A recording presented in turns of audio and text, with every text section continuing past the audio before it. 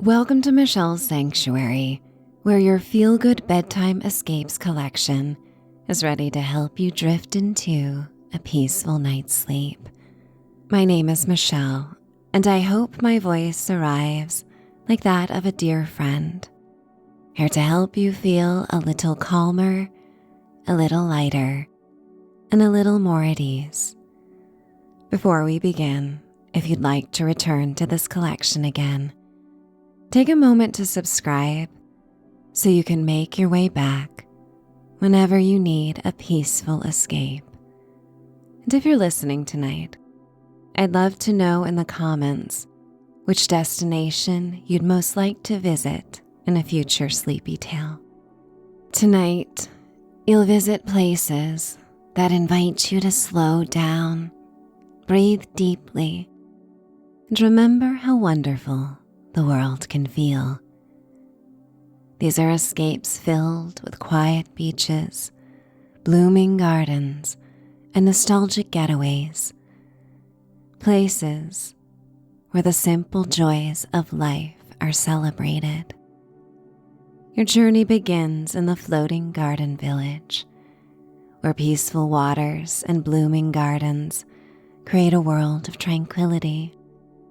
Then wander along the Beachcomber's Hideaway, where the rhythm of the waves and hidden treasures along the shore carry you toward sleep. Continue on a quiet coastal retreat to the East End, then step into the glowing wonder of giant blooms, and lastly travel back through time to two nostalgic 1980s escapes, from a kitschy mountainside resort to a warm winter getaway in Florida. Each story offers a little mental vacation from your waking life, a chance to reconnect with wonder, comfort, and the moments that make you feel most at home. You've made it through another day, and nothing is required of you except to relax, enjoy, and feel good. It's time to dream away. To settle into this peaceful journey, let out a sigh and cast away all your concerns. Then take a slow, comfortable breath in. As you inhale, imagine the familiar aromas of a favorite vacation, or perhaps one you've always dreamed of taking. The scents that instantly transport you somewhere beautiful. A place where worries feel farther away, and every moment is an invitation to enjoy being there. And as you exhale, let out a long, easy sigh. Let it linger, just as you'd like your favorite holiday to linger. It's never quite end. Release the pace of the day. Release anything that can wait until tomorrow. Take another slow breath in, welcoming the feelings of escape and simple pleasures. And exhale with another lingering sigh as your body grows heavier, calmer, and more relaxed. If you feel like yawning, go ahead. And if not, allow your face to soften and your body to begin to drift toward the bridge to sleep. And as you breathe at your own natural pace, I'm going to count you down, each number carrying you deeper into a world of comfort, nostalgia, and peaceful escape.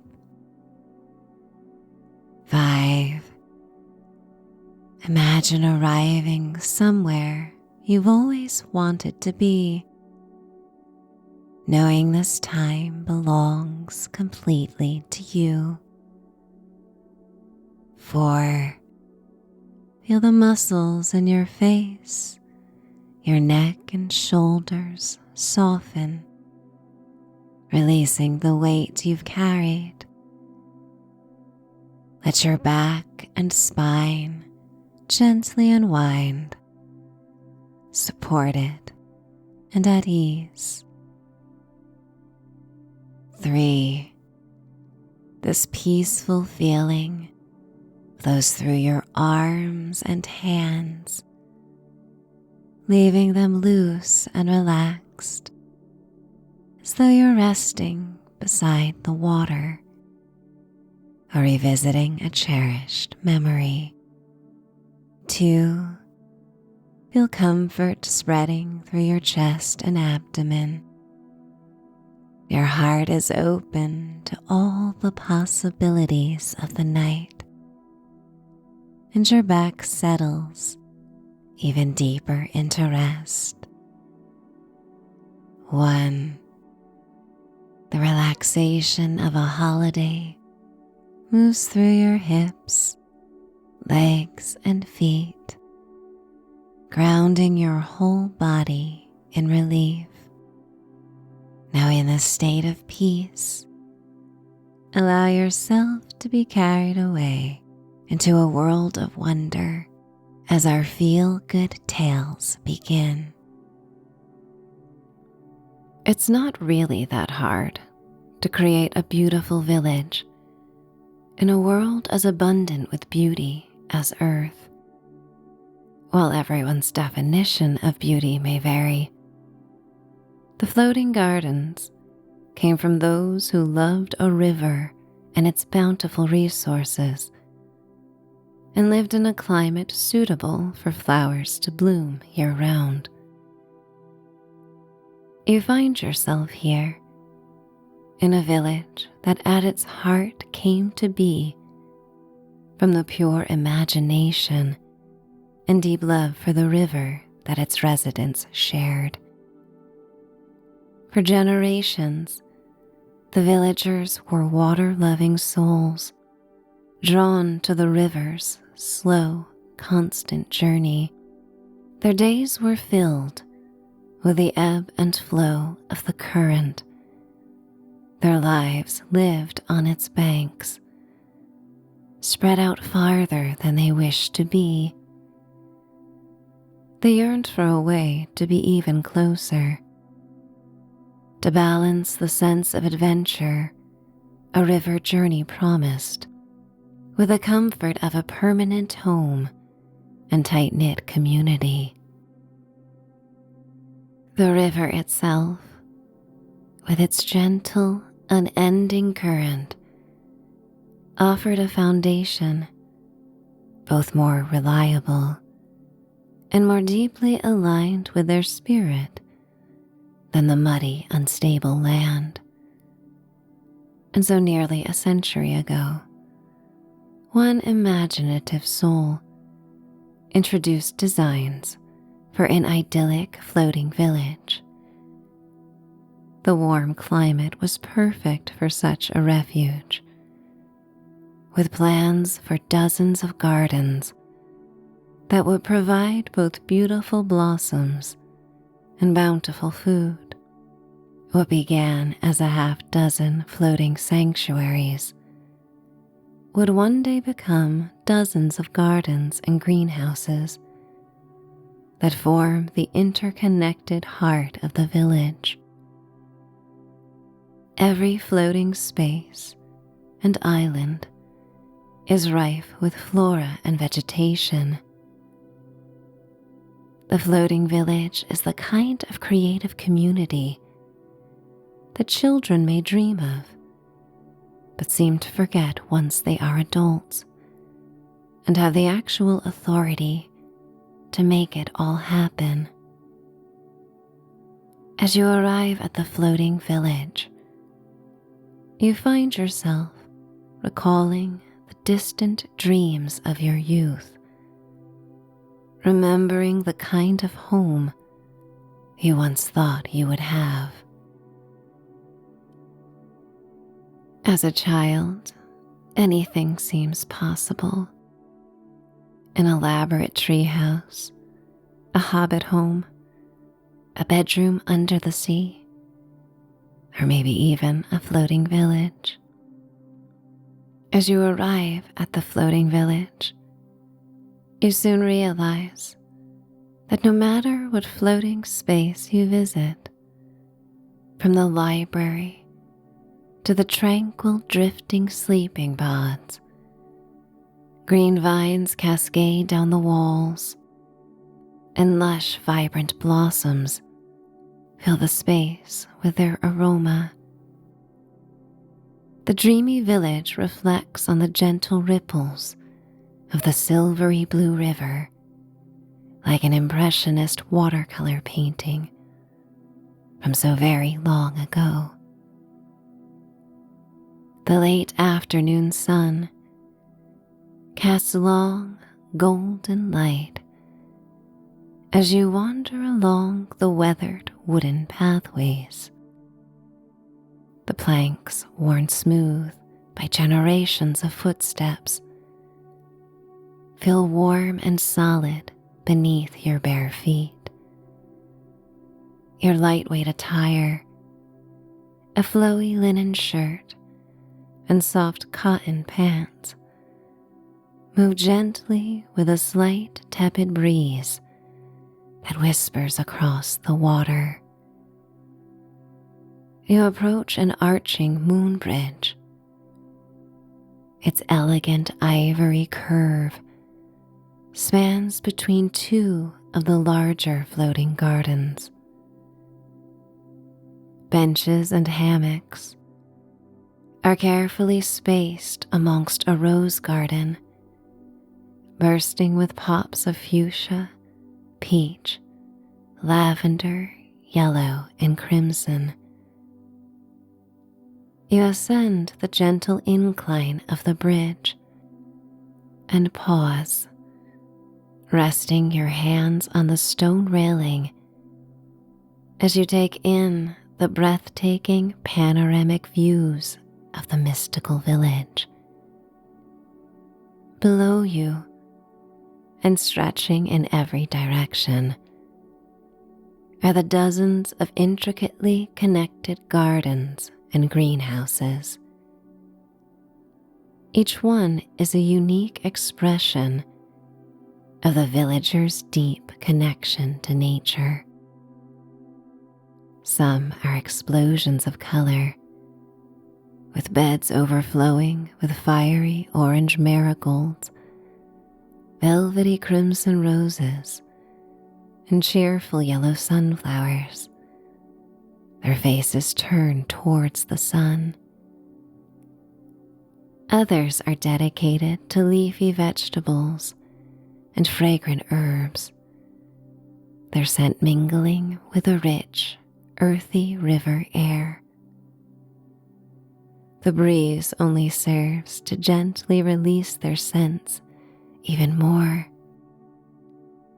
The refreshing and cleansing aroma of rosemary joins the calming sweetness of lavender, the bright zest of lemon balm. In the distance, the joyous sounds of children at play drift across the water as they take turns gliding into the river on tire swings. Their carefree laughter is followed by excited barks from a wet, happy Labrador who bounds in and out of the river, looking after them. From a nearby floating dock, a musician noodles on a classical guitar, creating the mellow vibes of the late afternoon. As his fingers dance across the nylon strings, his song captures the essence of the village: pureness, ease, and a profound, soul-lifting fluidity. The music and children's enthusiasm are joined by the constant lapping of the river against the floating village. Everything feels unhurried and full of life, pleasing to all the senses. Modest 1 or 2 room tiny homes, often featuring charming lofts and ground-level garden rooms, are nestled amongst the greenery. Some are made of glass, while others are wooden structures, painted in vibrant hues and soothing blues. Some resemble storybook cottage homes, and dollhouses come to life. Flowers and small trees bloom around the homes in window boxes and terracotta planters accordingly, as well as overflow into the indoor regions. Wisteria climbs trellises that form natural walls, and potted hibiscus adorn windowsills and balconies. The occasional larger structure stands out. A building with a steeply pitched roof that you recognize as the music room. One of the few climate-controlled spaces that is home to many instruments that villagers and visitors alike are welcome to use as they take lessons. The library may be found in another glass roof structure where floor-to-ceiling teakwood shelves overflow with classic and entertaining fiction for leisure and an impeccable collection of gardening resources. Life flourishes everywhere in the river village, in a harmonious coexistence between humanity and nature. You continue across the moon bridge, the polished surface radiating warmth from the sun, as you step onto the island that holds the rose garden greenhouse.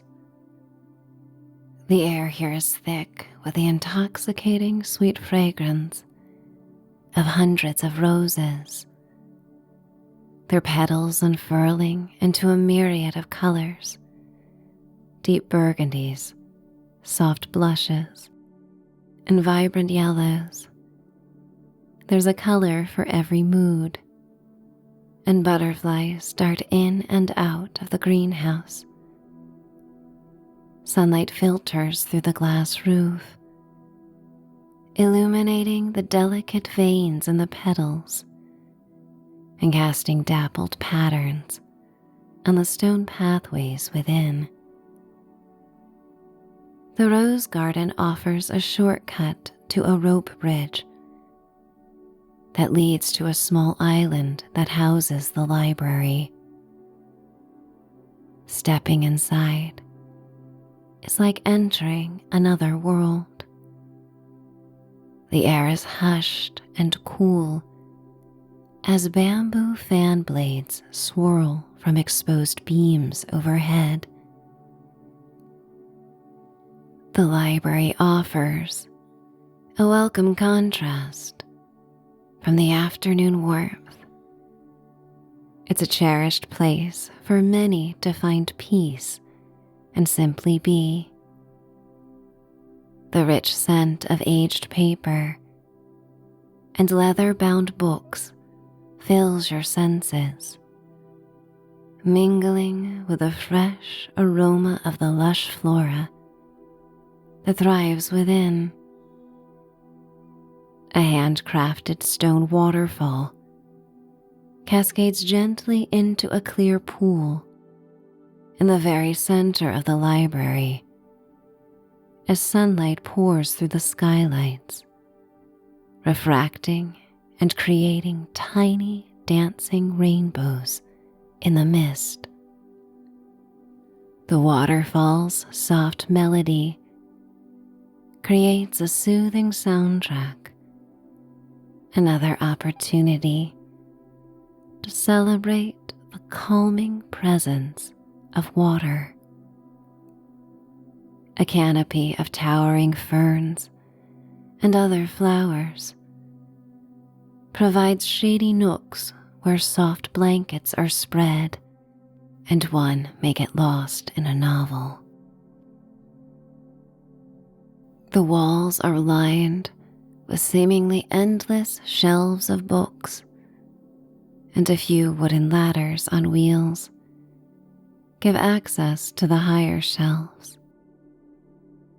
You run your fingers along their spines, a tactile journey through countless stories and ideas. You notice sections dedicated to the history of the floating village, with some volumes appearing quite old, their pages yellowed and brittle.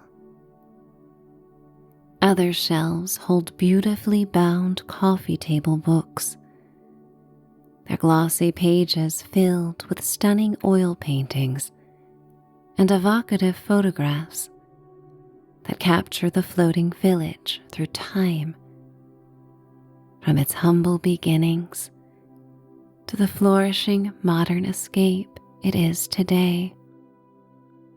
You notice a collection of sketchbooks, their worn covers suggesting they are the work of the very first villagers who dreamed this place into existence. You imagine their hands drawing the first floating platforms, charting the courses of the future walkways, and envisioning the gardens that would one day bloom around them. In a quiet corner, bathed in the soft glow of a reading lamp, you see her. The librarian stands, perusing a box of newly donated books and the soft rainbow glow of a glass lamp. Her ethereal presence is enhanced by long, flowing silver hair and eyes that hold a deep wisdom. Her eyes gaze above the black horn-rimmed glasses that have slipped to the end of her nose as she welcomes you with a tender smile. You notice the delicate, fine lines around her eyes and mouth, a roadmap of a life spent in tranquil contentment. For years, she has offered painting classes each week on the library's expansive outdoor deck. And as you approach, she shows you some of the latest framed artwork from a class. She jokes that Monet would have been even more prolific had he spent a few years in the floating village. Several other people are with you now, settled in comfortable chairs, their eyes scanning the pages of books or gazing out at the tranquil river as they journal or crochet. The scene is one of utter serenity. You whisper a quiet thank you to the woman who tends to this beautiful place, a place that holds the very soul of the village, a place that fosters knowledge and awakens curiosity. The villagers are curious souls and always have been, seeking to learn, And with the nurturing presence of this floating village, they have a support system that brings out the best in everyone. With so much left to explore, you leave the library and follow a stone pathway that brings you to a healing garden. It's a welcome space for all who seek healing, physically, spiritually, mentally. And just slipping under its archway brings an instant shift in the air. It's not just the aromas, although the air is alive with rosemary and thyme, calming lavender and chamomile, the tingly, renewing aroma of peppermint, and the bright citrusy notes of lemon verbena. Nor is it the magical light that sparkles in the mist of small sprinklers that nourish rows of meticulously tended herbs that flourish in raised beds. There's something tangibly different that you can't quite describe, but it leaves a welcome sense of peace. A section of the garden is dedicated to beekeeping in a small hut, where honey with various healing properties is collected. Various keepers of the healing garden move quietly amongst the plants, their hands gently tending to the verdant growth. The healing space has always drawn introverts who pour their energy into better understanding the ancient knowledge of these herbs. They carefully craft potent tonics and soothing balms to aid in everything from digestion to sleep. In the serene heart of the garden, marked by a small moss-covered fountain, several people sit in quiet meditation. You find an empty cushion and settle down, closing your eyes and allowing the peaceful energy of the garden to wash over you. The sounds here are soft and natural, the gentle trickle of water, the muted buzz of bees, and the softest rustle from the small, tender leaves of herbs. After a time, a deep sense of calm settles within you. When you open your eyes, a woman who tends to the garden approaches with a small hand-carved cup, offering a soothing herbal infusion. The silky, warm liquid offers a pleasant sensation as it travels down your throat. She invites you to make a healing wish for the world and for yourself before you go. As you finish the tea, you feel more grounded than you have in some time. You rise slowly and approach the fountain, gathering your wishes and setting them free. Alongside the fountain, a wooden sign in elegant calligraphy reads, "Nature can heal herself."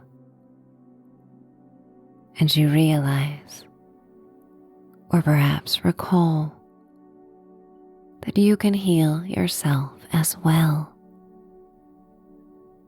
The ancient wisdom of your cells has proven this so many times already in this one life. On the outskirts of the garden, weathered wooden wagons are fashioned into display cases for various vials of essential oils and teas made from the garden's bounty. You purchase a small purple glass vial filled with a fragrant oil, a blend of herbs specifically chosen for sweet dreams. The medium pastel afternoon sky blues slowly give way to sunset colors. Luminous silky bands of apricot, raspberry, and lavender stretch across the sky. Their reflections dance and ripple on the calm river, creating a world that's visually warmer and richer than you have ever seen. Life on the river offers constant transformation. Thousands of hues and gradients that beautifully change minute by minute, breath by breath. A rope bridge sways above the water, linking to an outdoor cafe where you settle at a mosaic tiled table on a floating deck, the table cool against your fingertips as you rest. In the moments that follow, you enjoy a simple, delicious meal. Tastes of the garden and river coming together in a unique, satiating presentation from a fifth-generation chef, bringing to life an array of old family recipes. Life on the river takes on a different energy as outdoor gatherings and meals coincide with the vanishing sun, as the sky deepens into twilight blues. Like clockwork, with the unveiling of night, the village's hundreds of silk lanterns ignite in an unspoken race to outshine the stars.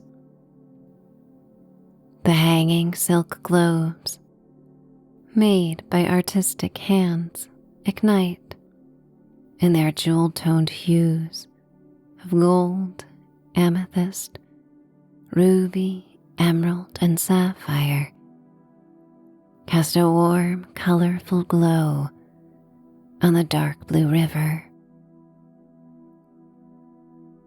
Dinner concludes, and you decide to board one of the many small wooden boats that offer evening tours.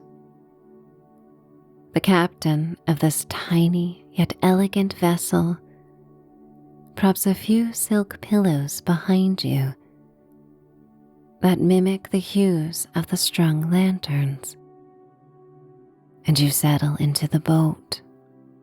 The stars are ablaze in the deep blue sky,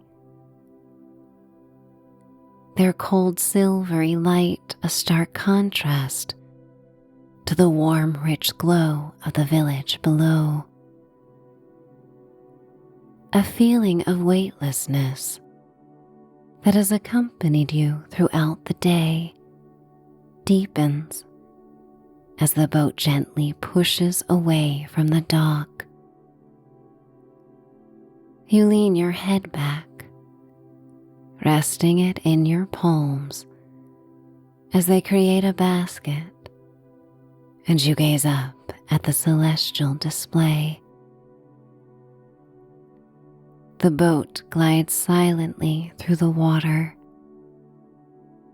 bringing you past all the wonderful sights you experienced on foot, now looming overhead and rising out of the water. As you approach the first moon bridge you traversed during the afternoon, its elegant arch looming overhead, the boat's owner smiles warmly and ducks his head to avoid brushing against the stone structure, and strongly advises you to tuck yourself a little lower. With wonder, for but a moment, the bridge blocks the sky and lanterns, and you make out an engraved message on the underside of the boat. One dreamer can change the world. You see other small boats drifting along the river, their lanterns bobbing like luminous fireflies. Soft music drifts from various docks and floating homes. The melancholic melody of a violin, the cheerful strumming of a ukulele, the rhythmic melody of a steel drum. Candles flicker in the windows of the floating rooms, each a tiny beacon of light. Your gentle journey on the river eventually brings you to the Hydrangea Suite, one of many simple guest houses. You thank the boat guide for the beautiful journey and find your balance as you step onto the private dock. Moonlit hydrangeas in bursts of lavender blue and purple rustle gently, creating a privacy wall around the glass-enclosed dome suite. In the opal light, the blossoms reflect every pastel shade of purple and blue with a silvery glint. You step into the overnight haven, so far from home, yet a place that resonates, a deep feeling of belonging. Hydrangea blooms fill the indoor space, some cut and arranged in crystal vases, others growing in oversized pots. Views of the water and sky seem limitless within the glass dome, and the air circulates with a cool night breeze off the river. Pushing through the heady and heavy ripples of sleepiness that arrive, you step into a small outdoor washroom enclosed by a bamboo privacy fence that is dripping with fragrant jasmine blossoms. You inhale deeply, the changing aroma of the river at night, cooler, earthier, and subtly different from the daytime scent, fills your lungs. You pick up a round bar of soap, embedded with dozens of tiny flower petals that help cleanse away the river, imparting a faint hint of the soap's healing powers. As you rinse and then towel off and wrap yourself in a robe, you remember the purple vial of essential oil from the healing garden. You rub it on your temples, feeling a slight cooling sensation as you inhale deeply and yawn. The ripples of sleepiness grow into waves.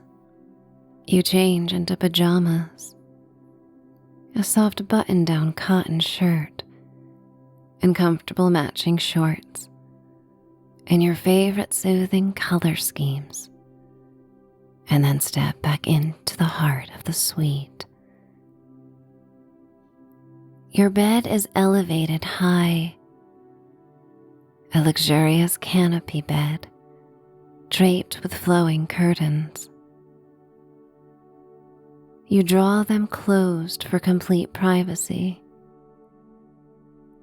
and through the top, you see the soft glow of the moon and the millions of stars that become your ceiling. The fabric of the bed linens is as soft and delicate as the petals of hydrangeas that surround you. The edges of the plush comforter and the crisp sheets are adorned with an elegant embroidered pattern of these beloved blooms in raspberry pink and lavender blue. As you settle onto the cloud-like mattress, you feel the subtle, rhythmic rocking back and forth by the tranquil river beneath you. A lovely cradle that lulls you deeper and deeper into a state of blissful relaxation. You give in to the gentle waves of sleepiness as the currents guide you with their delicate motion and nocturnal song, promising you restoration and peace.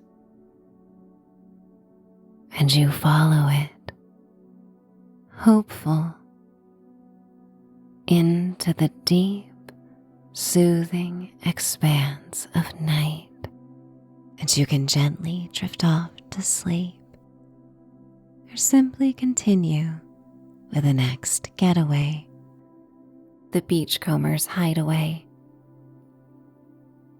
If you ever wish to feel more alive, let go and surrender to the tide. And as you drift away from all you've known, you are newly awakened, ready to return home. The Beachcombers have found their home on a barrier island. It's not so far from more popular islands in the mainland to completely forget the frenzy of contemporary living, but close enough to remember that their lifestyle is a bold, rewarding choice. Some beachcombers visit from time to time, escaping burnout or reconnecting with the essence of generations of ancestors who combed the island before them.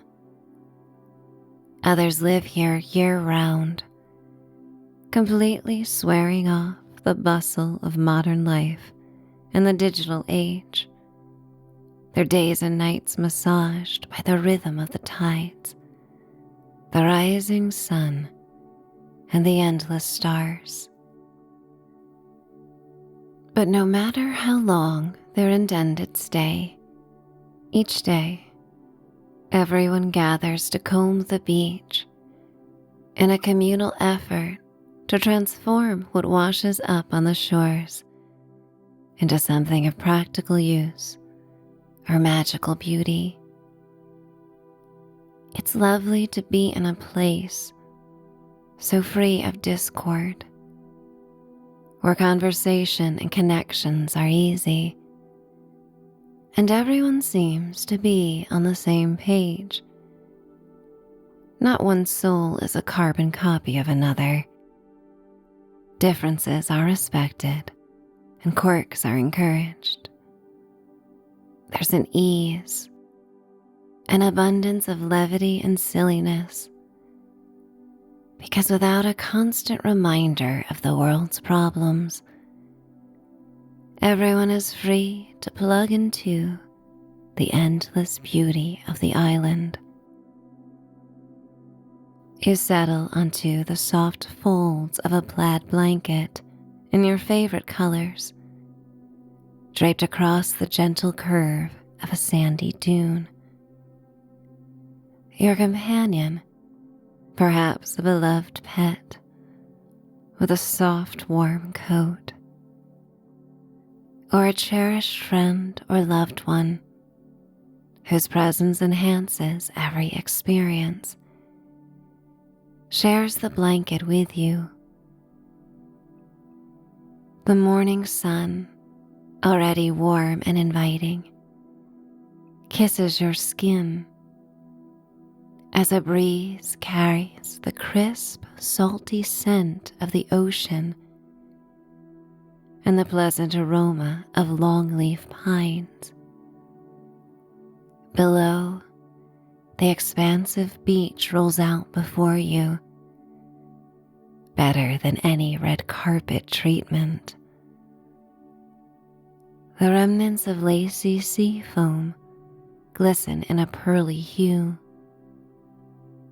You match your breath to the ocean, your chest rising and falling to the ebb and flow.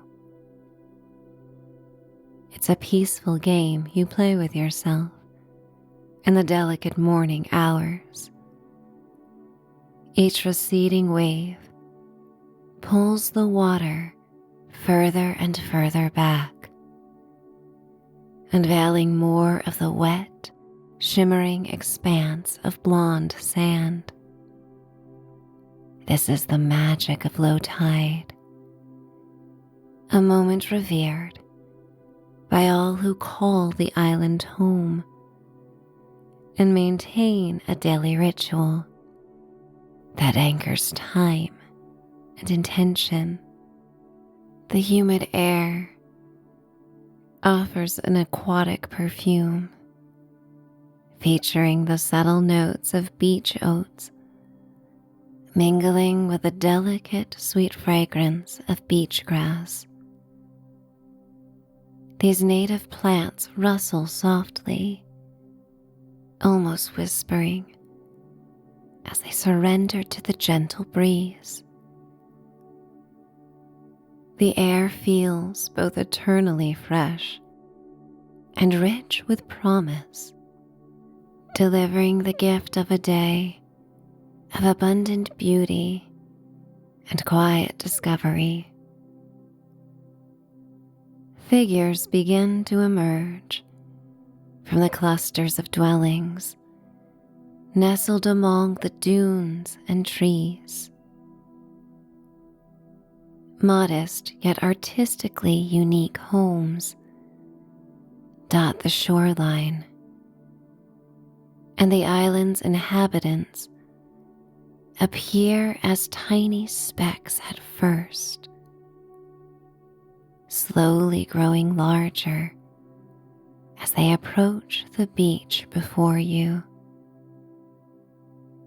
These are your fellow beachcombers, drawn by the same unspoken call of the tide, united by a shared appreciation for the island's gifts.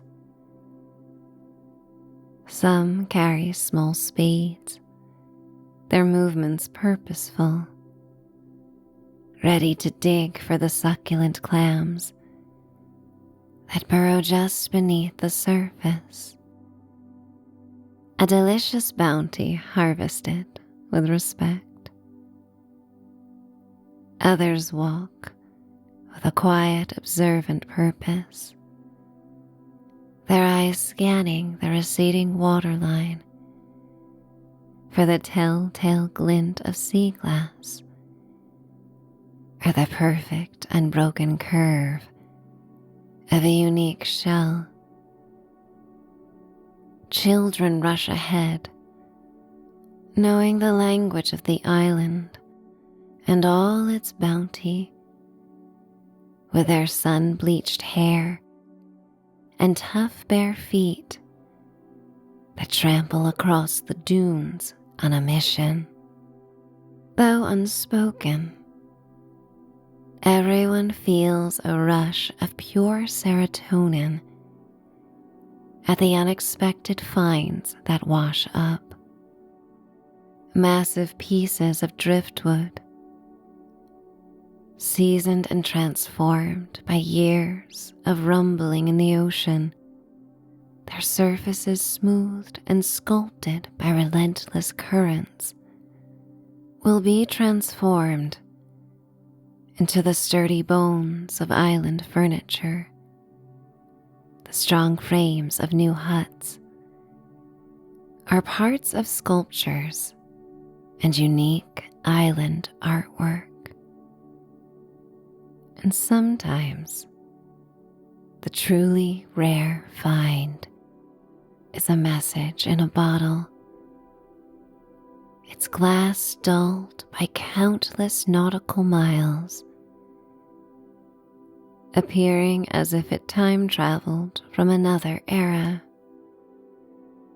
These bottles often carry faded messages from a fleeting connection to another life, another story, another world. You recall the countless thrills of discoveries made over time, each object holding its own story and inspiring new narratives here on the island. The massive gnarled root system of an ancient tree, smooth and polished by the waves, now forms the majestic base of the communal dining table in the largest common hut, seating 20 with ease. And yet another way, the island has brought the beachcombers together. The vibrant, deep blue glass from an old apothecary bottle, found years ago after a particularly high tide, now shines as the luminous centerpiece of a mosaic outdoor table at your hut, surrounded by smaller, intricate patterns of green, amber, and frosted white. Each tiny shard a captured piece of the ocean's power. Over a decade ago, a massive, almost perfectly round buoy, painted a faded crimson, washed ashore. It now swings gently from the highest branch of a gnarled old cypress, its faded color adorned with a hand-painted message that reads, "Welcome, beachcombers." The island is rich with these silent narratives. Each found object, a chapter in its quiet, evolving history. Without television or the internet, art and stories are used to entertain, often appearing in these tangible relics that decorate the island. Here there is an inherent spirit of generosity and sharing. The biggest hauls, the most impressive pieces of driftwood, or the most extensive collections of rare shells are often collaborative efforts, the finds carefully distributed to where they are most needed or appreciated. As the tide continues its gradual, intentional retreat, it reveals more and more, of the expansive, glittering flats. The energy shifts at low tide, a buzzing sense of wonder that resurfaces with every beachcombing adventure. The element of surprise always awakens one's inner child, and you too find yourself wondering what may be found today. Your eyes unstretch, feeling the slight, pleasing pull in your muscles, already warmed and loosened by the island's warmth and sun. Newly formed tidal pools, shallow basins catching the sunlight, shimmer like scattered diamonds across the vast beach. Sand ripples, left in the absence of waves, always make for a soothing foot massage and delightful tactile experience. You surf down the dune, your feet gliding across the powdery, yielding sand before you land on the wet, cool sand below with a gentle thud. The sand here is remarkably fine, almost silken, retaining the coolness of the ocean as it cushions every step. You walk into a tidal pool, and the silky water is surprisingly warm. Heated by the sun's direct rays, it rises just above your ankles. The sand beneath your feet is a thick, silky muck, yielding gently with each step. There's a suction feeling, a sensation both novel and fun, as the wet sand squishes playfully between your toes. You wade slowly through the shallow pools, your eyes scanning their miniature, bustling ecosystems. Tiny crabs scuttling sideways, their antennae twitching. Iridescent shells half buried in the sand, waiting to be coaxed free.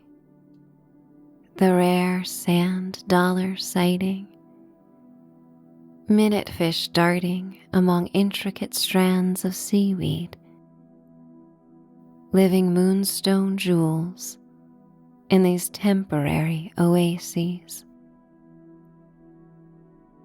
The quiet life teeming beneath the surface is a constant source of wonder and inspiration.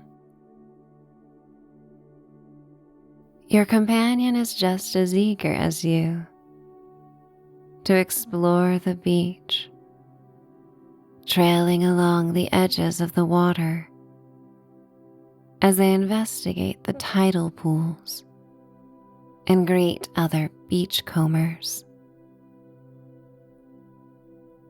Your gaze catches something sparkling, a perfect, almost flawlessly triangular piece of emerald sea glass, worn smooth by countless journeys, its edges softened by time. Sea glass often serves as a reminder that it's possible to soften with time. For those of us in human form, it has to be a choice. You reach down, your fingers closing around the sea glass, turning it over in the heart of your palm. It's cool and smooth. It's the perfect addition for the wind chime you're currently crafting. This daily hunt is more than just a search for objects. It's a profound meditative practice. A journey from the first hint of something unique in the sand to the final satisfying arrangement of the finished craft. You recall bringing home a large, exquisitely gnarled piece of driftwood that now serves as the frame for your most ambitious mosaic table. The hours spent painstakingly inlaying each piece of glass, a quiet dance between your hands and your treasured ocean finds. As you move further down the beach, the figures of your fellow beachcombers become clearer, though still distant enough to maintain a sense of solitary peace. They are spread out across the wide beach, some bent over, intently focused on the wet sand, their bodies silhouetted against the bright horizon. Others stroll leisurely, their eyes sweeping the vastness, enjoying the simple act of being. The sun reflects brilliantly off the wet surface of the beach, making the air shimmer, almost distorting their forms into heat haze mirages. It's yet another perfect warm day, made even more exciting by the storm the night before. More treasures arrive the morning after severe weather, as it churns the ocean's depths and scatters new treasures across the sand. You find a delicate, perfectly spiraled conch shell, its intricate chambers intact, and a shard of what looks unmistakably like an antique cobalt blue bottle, its deep color almost glowing in the sun. You begin to fill your handcrafted basket, woven from beach grass. Your companion wanders close by your side. With your collection gathered, a deep sense of satisfaction washes over you. There's always something to be found. The sun climbs higher, and the intense heat is your sign. It's time to cool off in the ocean. You wade out into the surf, the lukewarm, clear water creeping up your ankles, then your knees, then your waist, until you are fully immersed. The water is the ideal temperature to cool you gently, refreshing in its depths, yet so very warm across the surface. You turn and float on your back, looking at the piercing blue sky as you surrender to the tide. The gentle swells lift and lower you, and your body feels light and buoyant, utterly supported by the vast blue-green water beneath you. You revel in the profound simplicity of just floating on water. You get lost in the rhythmic sound of the waves, the feeling of saltwater droplets on your face, drying in the sun, and the ocean cradling your body, as if to say that everything is all right.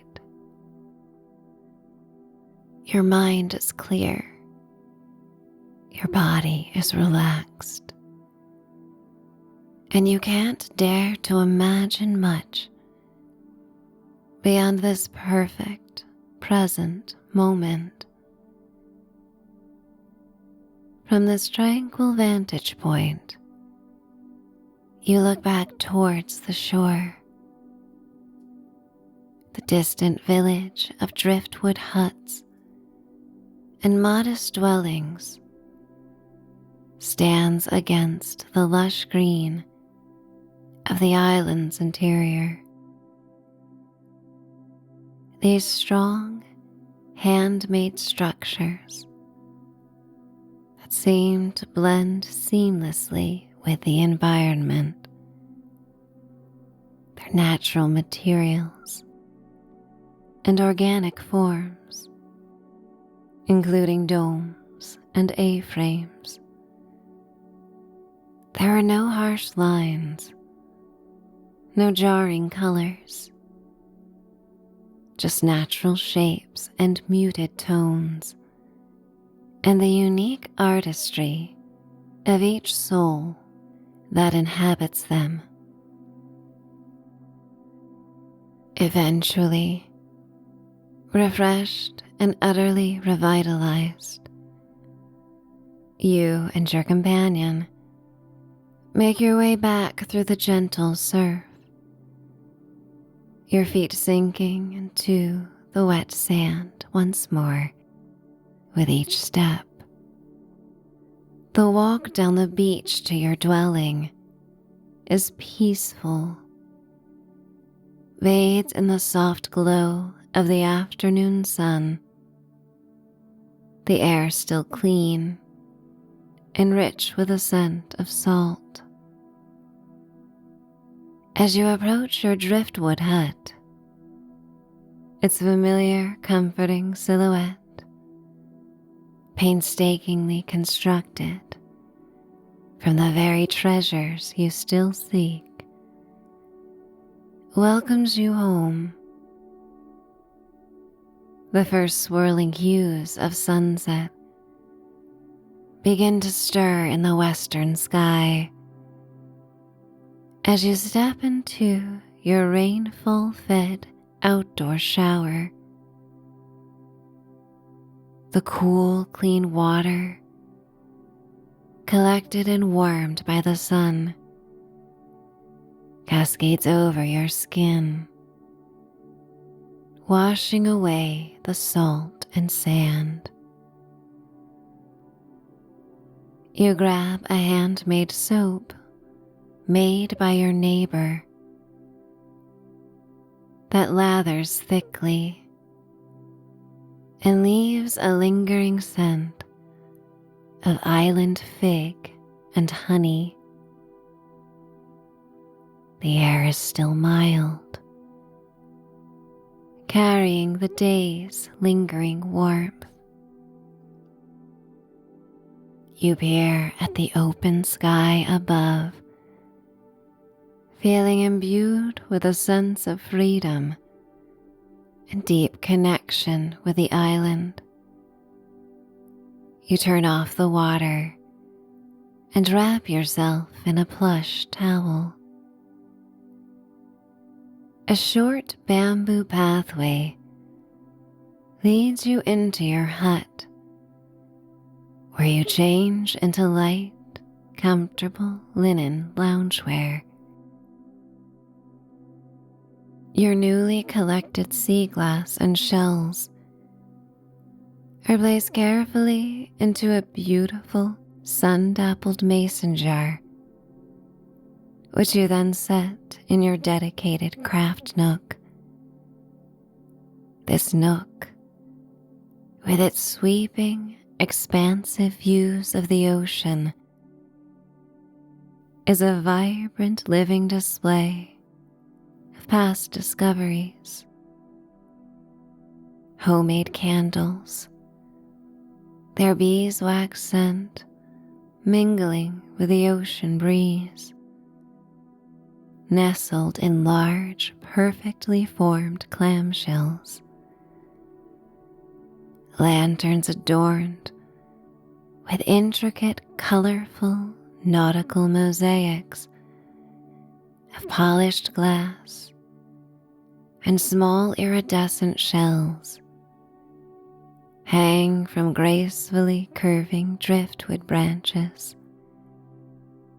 casting a warm, dappled light that dances on the walls.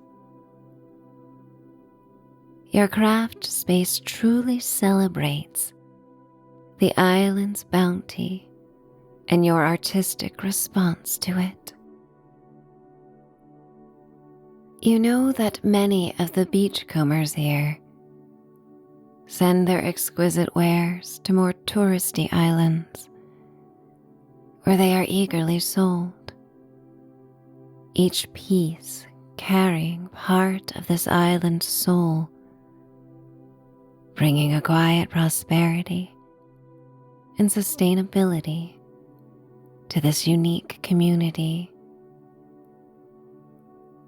With the day's more active tasks winding down, a sense of deep calm settles over you. You and your companion move to the outdoor patio.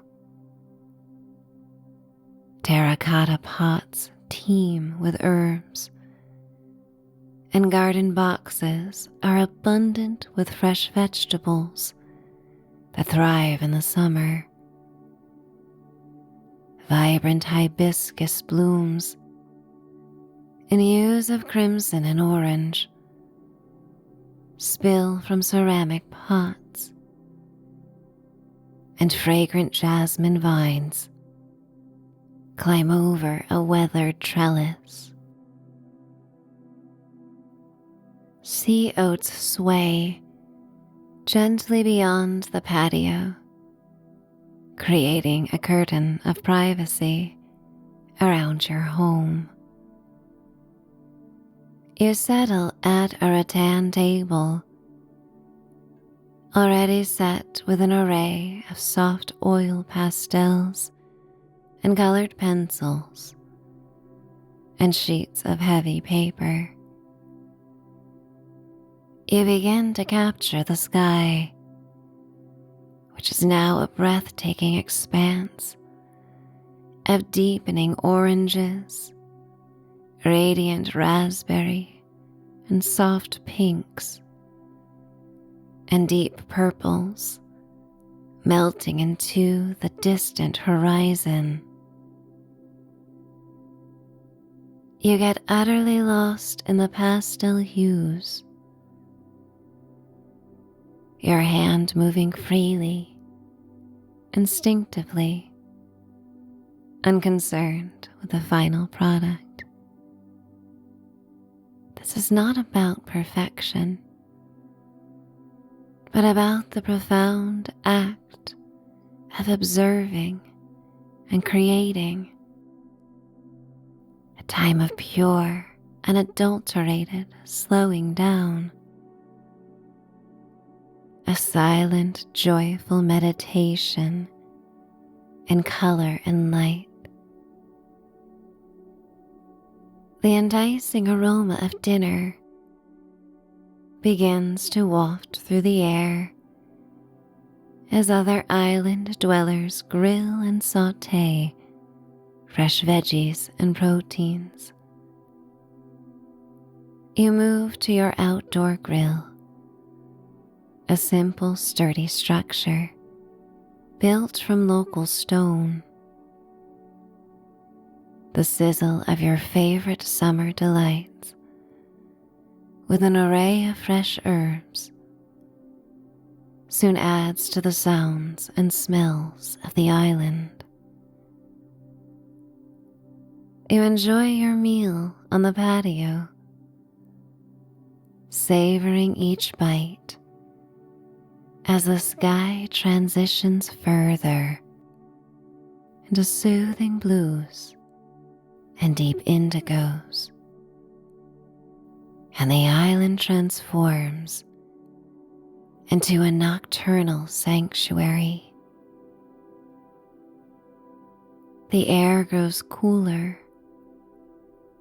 carrying the damp freshness of the approaching night, and the sounds of the day begin to quell, replaced by the symphony of crickets and the constant comforting murmur of the waves.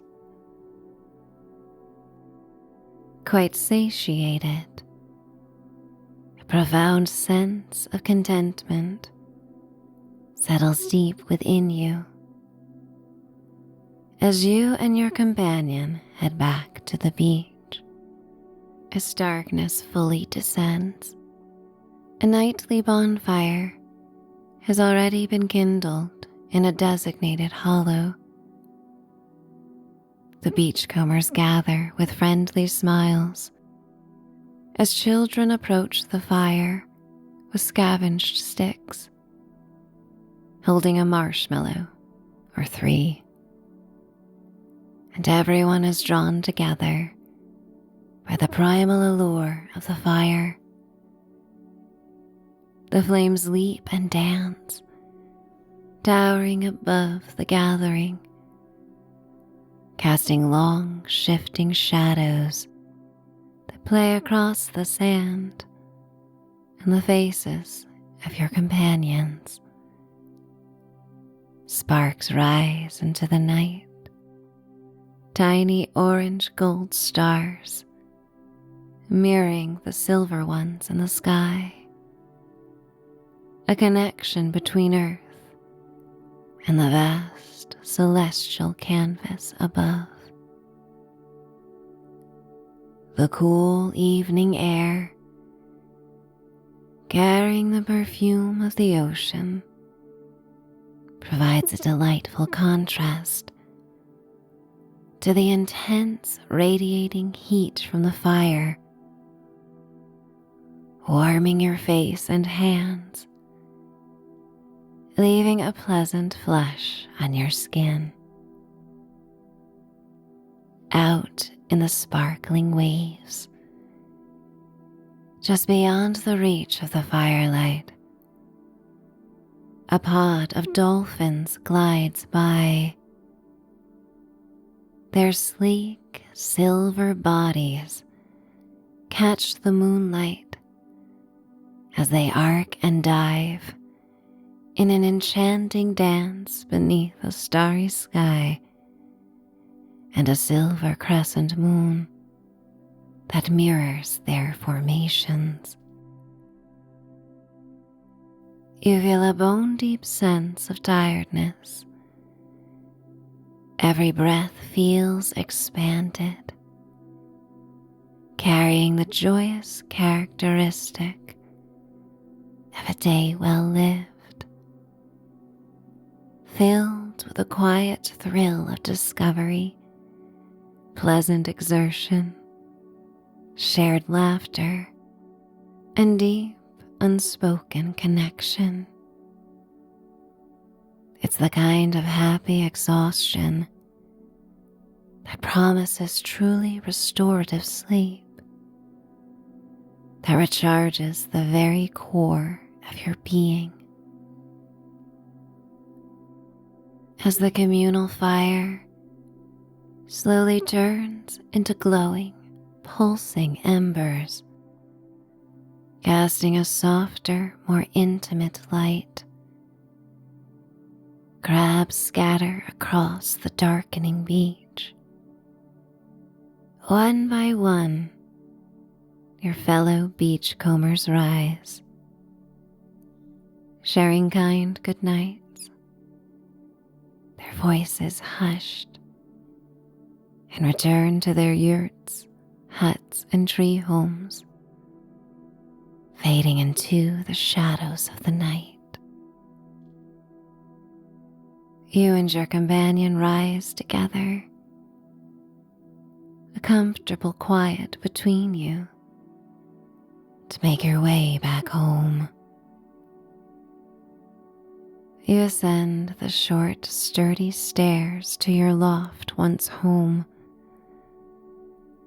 where your driftwood bed awaits, sturdy and inviting, dressed with soft, natural linens. You slip into cotton pajamas, and the crisp coolness of fresh sheets, feeling the lingering warmth of the day's sun on your skin, a memory of its brilliance. The tangy, salty night air circulates gently through the open window, carrying the delicate, sweet scent of jasmine from the vines outside. The stars and moon shine brightly through the open window, casting a soft, ethereal glow, painting the room silver. The steady, rhythmic crashing waves lull you to sleep, completely free of the hum of electronics, modernity, and traffic. Just the simple, soothing, timeless sound of the island night. You give in to the gentle waves of sleepiness as the tide tugs at you, promising you restoration and peace,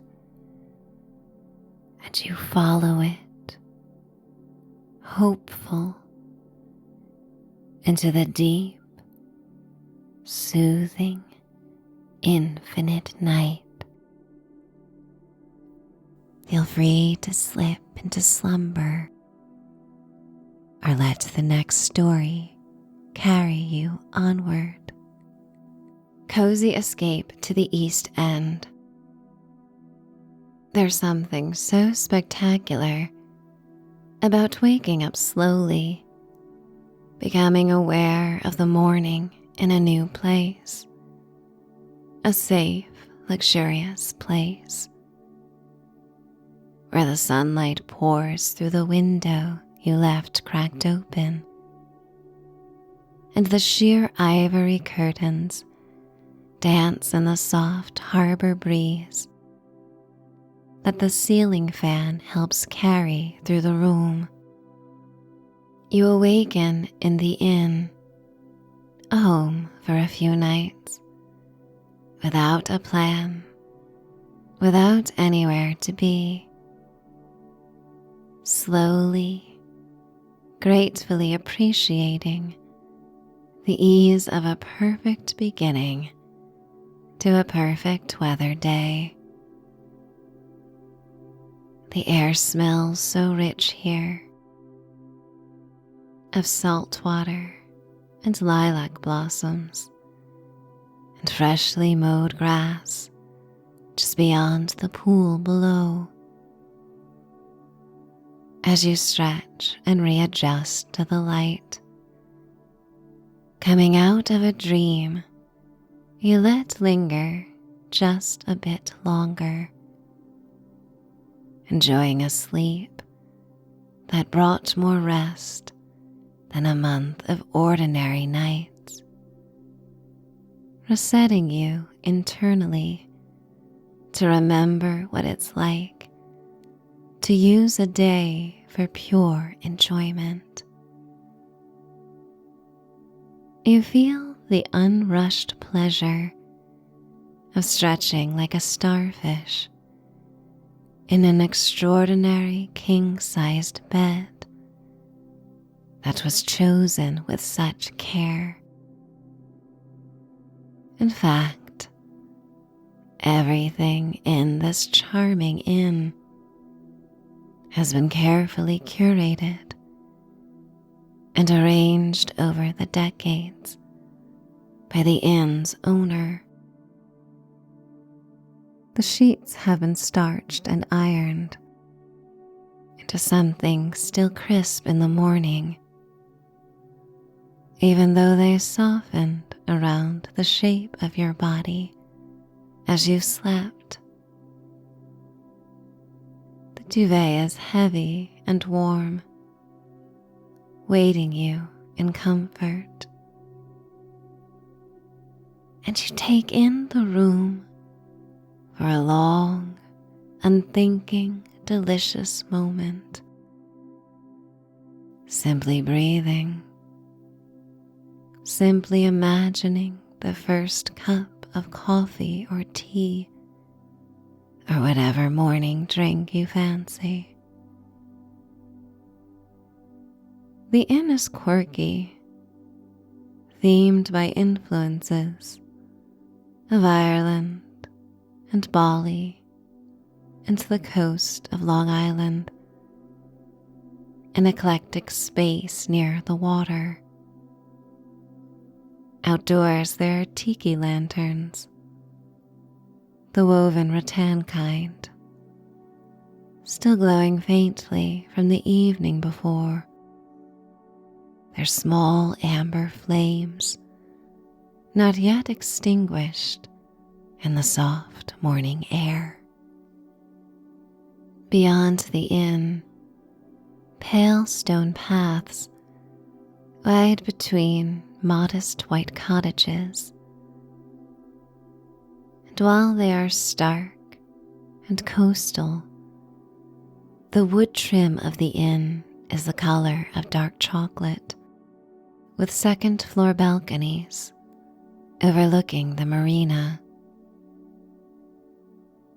And all throughout the lush grass and the veranda below are places to meditate or gather around cafe tables, are in an enclosed glass structure with candles and a heavy Balinese influence. The inn stands out amongst the grey shingles and shake siding of the East End, feeling both quaint and exotic at the same time. You rise slowly, the grey wooden floor cool and smooth beneath your feet. You dress and then prepare your morning drink, carefully thought of as you packed for the journey here. Through the window, the harbor is already pale gold in the early light, sailboats rocking gently at their moorings, not yet ready to sail. A week or two still shy of the season that will call them out onto open water. You push open the back door to the small balcony and step outside to settle in a chair, to sip, to simply observe. The delicate wind meets you immediately, and the warmth has settled in the spring air for the first time, with a comforting promise that it will soon be here to stay. You close your eyes for a moment and inhale the fragrance of salt water and morning dew. The harbor stretching before you, softly misted at its edges. The water catches the morning light in long, silvery blue ripples as a young couple bicycles down the quiet thoroughfare.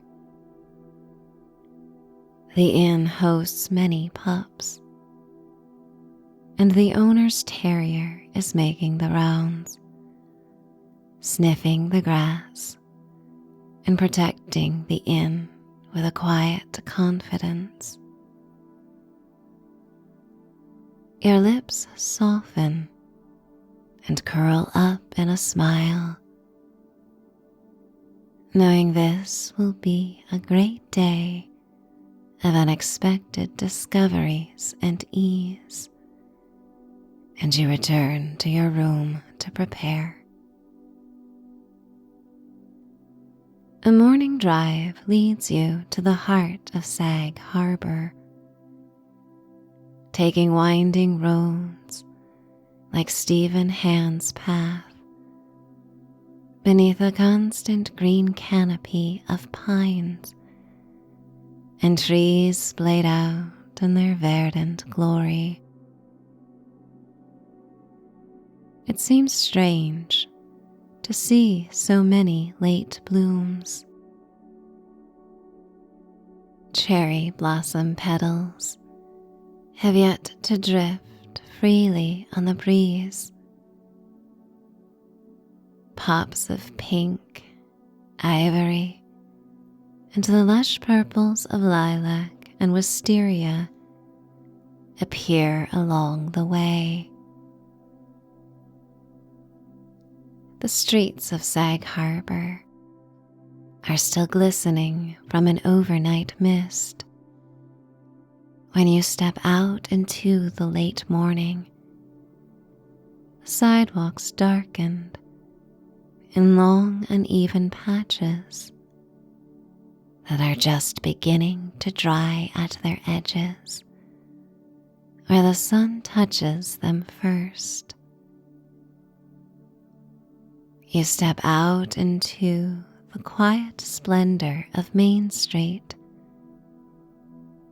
taking your time to explore amidst the relatively few visitors and townspeople going about their daily errands.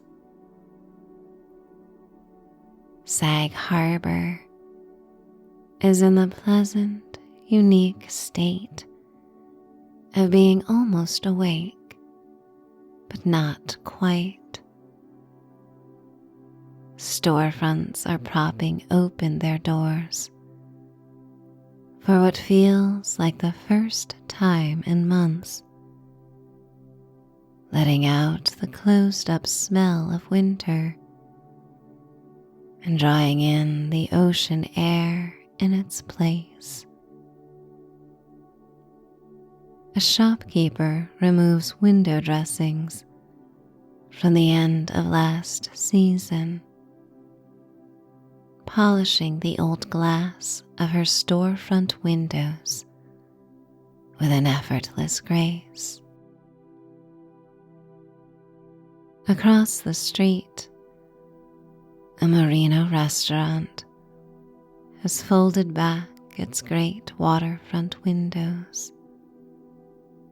The whole front of the building opening like a book to face the harbor.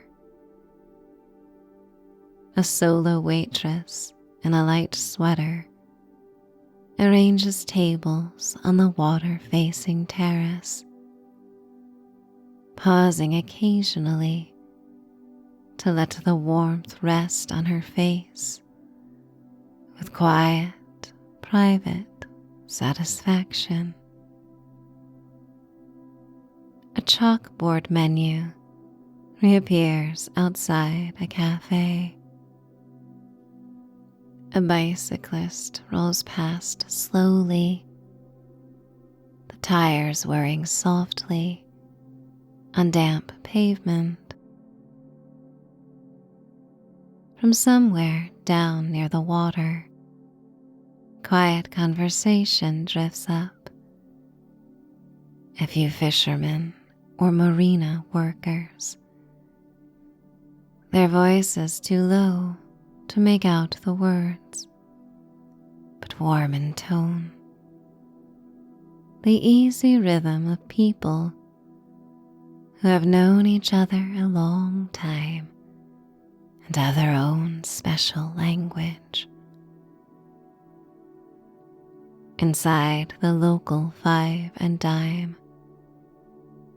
all the local town gossip is shared by the owner and a local resident, both intent on ensuring the small businesses of the community continue to thrive. Another shop invites you to step in and walk across the centuries-old, wide plank wooden floorboards. There is history woven into the grain of the wooden docks and the weathered shingles, and the names and dates on plaques before homes and museums. Every towering white column of an elegant mansion, every rustic shingle on a modest cottage, stirs visions in your mind. You sense the faint trace of old whaling captains who walked these same streets, rugged individuals who knew the Atlantic intimately, who kept journals of voyages and came home sun-kissed and salt-crusted from far-off places, who once watched lanterns burning through heavy fog to guide their boats safely home. The harbor has watched the town grow up around it and remained patient and unchanged through all of it. It still carries the memories of another time, when life was less polished, more challenging. There is a romanticism in daydreaming about those leaner years, when the spirit of the village was born by those erecting the earliest homes that still remain. You walk without direction for a while, letting the town arrange itself around you. The gulls arcing overhead in slow circles. The whole quiet, blossom-strewn village feeling exactly as it should, like something that has been resting through a long winter and is only now, on this warm and generous morning, beginning to rev up. By noon, the breeze is a salve to the heat of the sun, the vibrant light turning everything slightly golden at its edges, slowing time just enough that you notice it. The cedar shake siding of the old buildings along Main Street has begun to release the particular warm, woody scent it holds until the sun is high enough to draw it out, and the flowering branches overhead sway very gently in a harbor breeze that softens the heat just enough to make it perfect. You pop into a local eatery and order lunch, perfect for a casual bite by the water. You bring the paper bag to a bench outside, draped in the cool shadows of an old windmill with gray shingle siding that rises at the edge of the green. You have the best view of the water and the happenings on Main Street as you find yourself feeling satiated by every tactile sensation and bite. The sailboat masts clink softly in the marina, joined by the occasional distant call of a gull, and that beautiful, sweet, intoxicating smell is unique to the village. It has a cleanness, unlike the intense, salty aromas of low tide and dry, crispy seaweed along the shore. And as you take it all in, a plan slowly unfolds as you wonder what to explore next on the cinema-worthy day. You walk the concrete sidewalk along the marina as polished wooden boats glimmer in the afternoon light, their varnished hulls the color of warm clover honey. A cordial nod of hello follows as you encounter other peaceful souls dressed in nautical blue and white stripes and soft baby blues. The sun feels so warm on your arms and face, while the harbor breeze cools your neck, until eventually you let the afternoon carry you slowly back through the quiet streets and toward the car and the long open road east. The road east unfolds quietly, bringing you beneath the storybook trees of hither woods that arch over the winding Montauk Highway in rich green clusters and plumage. And beyond the forest, the dunes and beach grass rise and fall. You drive without hurry, the windows down, the ocean air coming in warm and constant, carrying the faint rustle of the trees, a soft applause, and continuous welcome.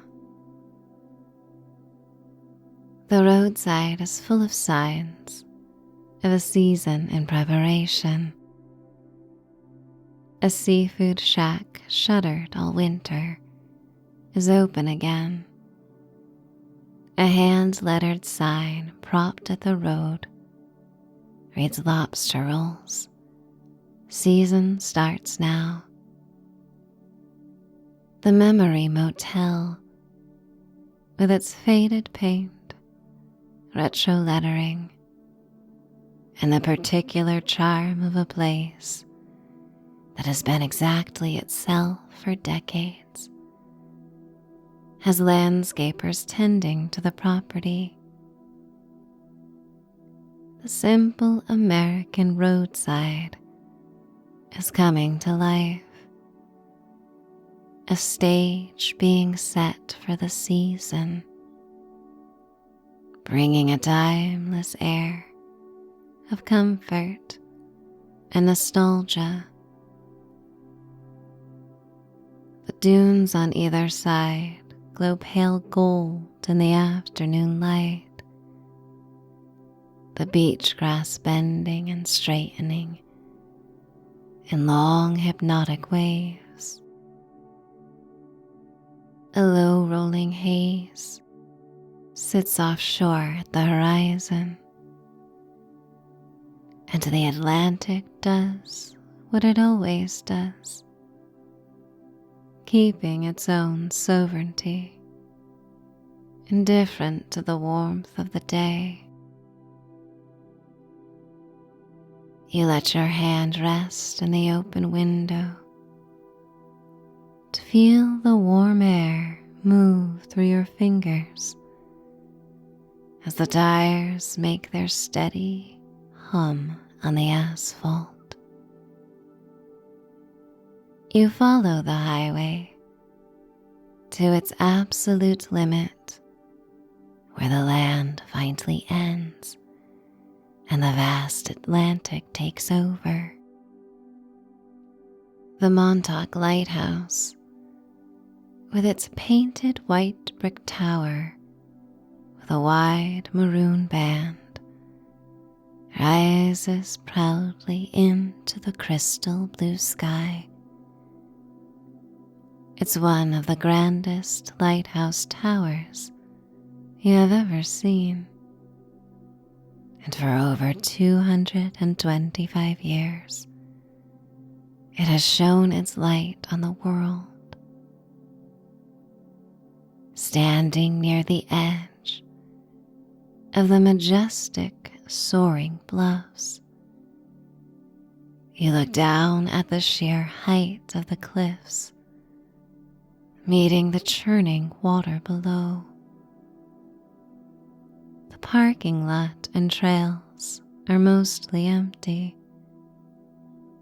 allowing exploration to feel so easy.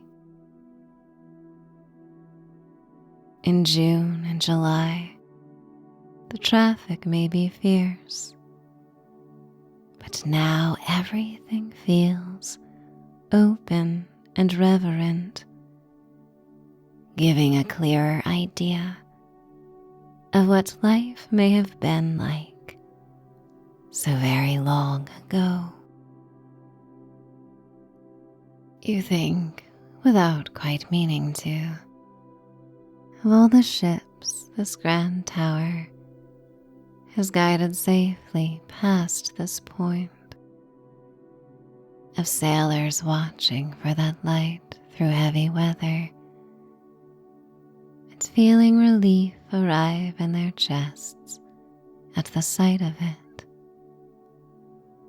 of the lighthouse keeper tending the flame through fierce Atlantic storms, while the sea threw itself against the rocks far below. Gulls glide high above the cliffs in long, lazy arcs, barely moving their wings.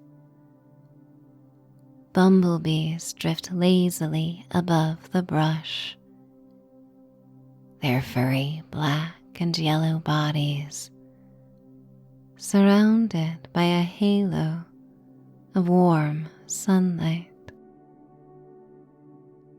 The ocean horizon stretches in every direction,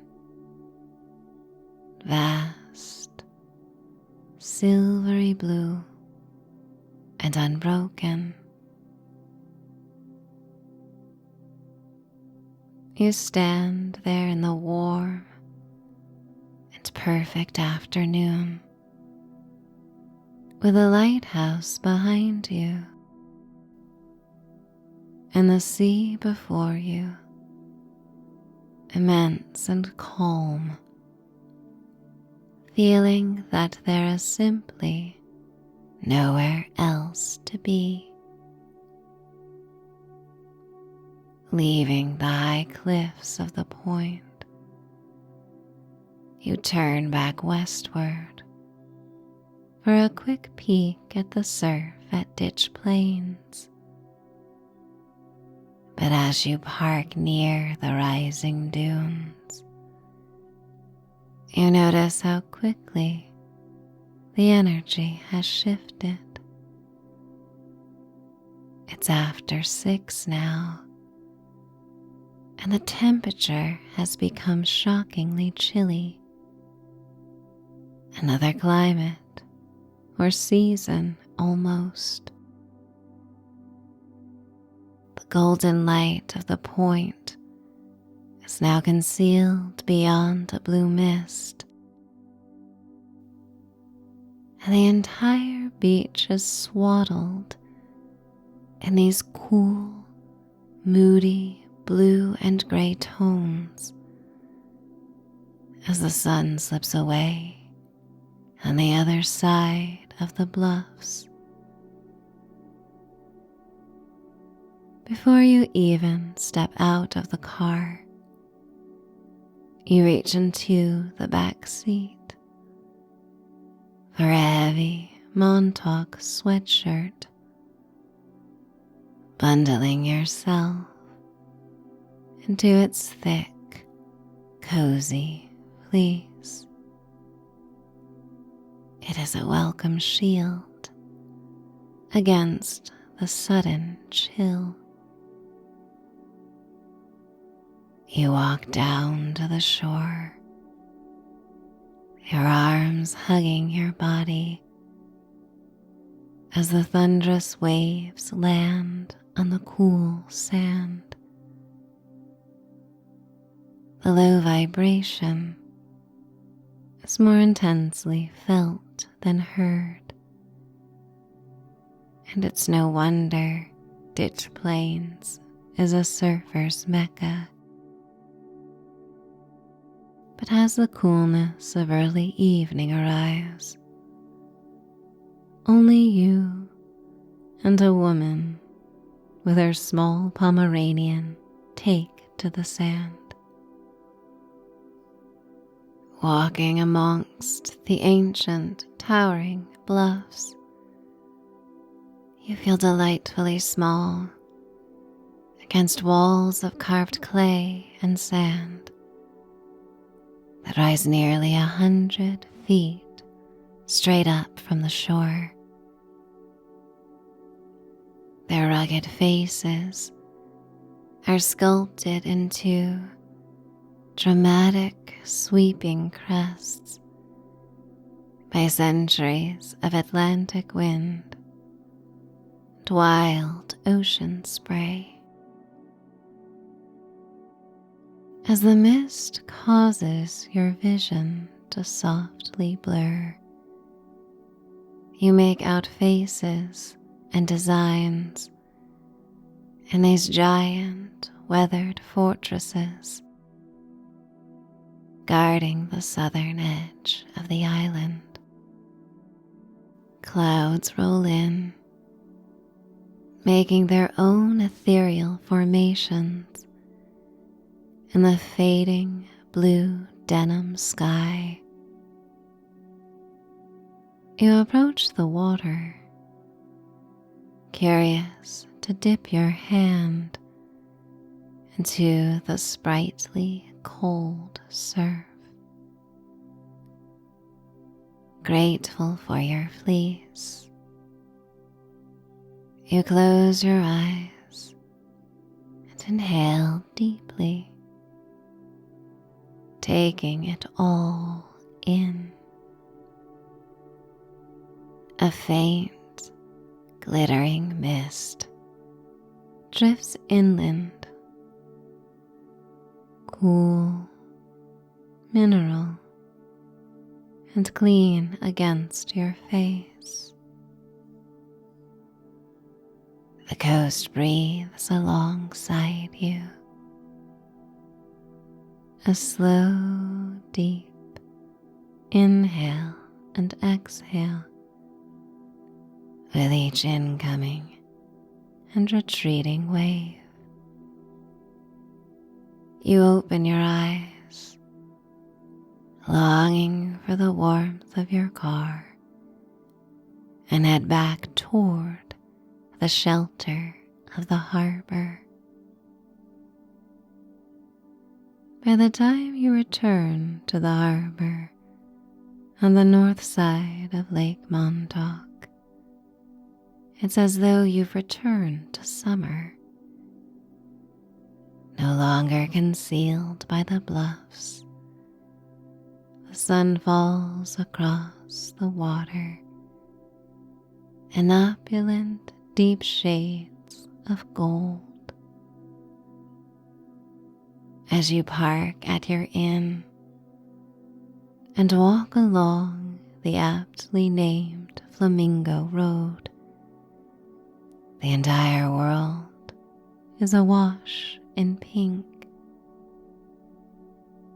The sky is so pink, it reflects in puddles along the grassy shoulder. The quiet beach, beyond a collection of cottages, offers ribbons of raspberry sand, and the delicate waves are a liquid, metallic rose pink as well. Only a few restaurants have begun to open for the season, their windows spread open wide to allow in the last rays of light and a gentle breeze. Your sweatshirt is no longer needed as you find a seat on the upper deck of a marina restaurant. The staff is just returning, still finding their rhythm, and being the only guest, you're invited to grab a menu and seat yourself. You settle at a table facing the water as the sky continues to transform. Watercolor pinks blooming upward into coral, and then into a luminous apricot that sets the clouds glowing like lanterns of their own. The water below catching all of it, turning silver blue, and then to something warmer, a faint rose gold that shimmers and shifts with the current. Ropes tap gently against mast poles, and a few fishermen make their way down the docks with their coolers of ice and catches of the day. Yacht rock tunes play throughout the restaurant, celebrating Long Island's most beloved artists. harbor lights begin to appear in the darkening water, their reflections rippling and doubling in the tide.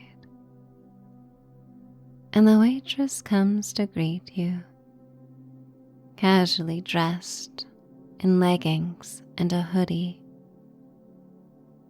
Service is slow, but you're in no rush. And you know soon enough guests will spill out over the decks and down by the water with palpable excitement. The anticipation of what's to come is in the air as the waitress jokes that she's slowly transitioning back into the rhythm of work. A few other guests arrive, and everyone has made the same unspoken agreement that nobody will be the first to leave.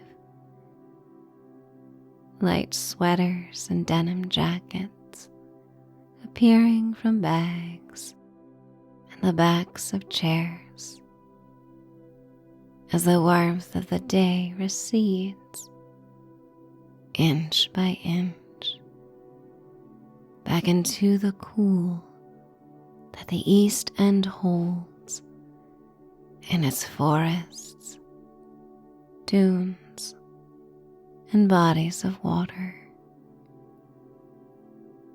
The evening unfolds around you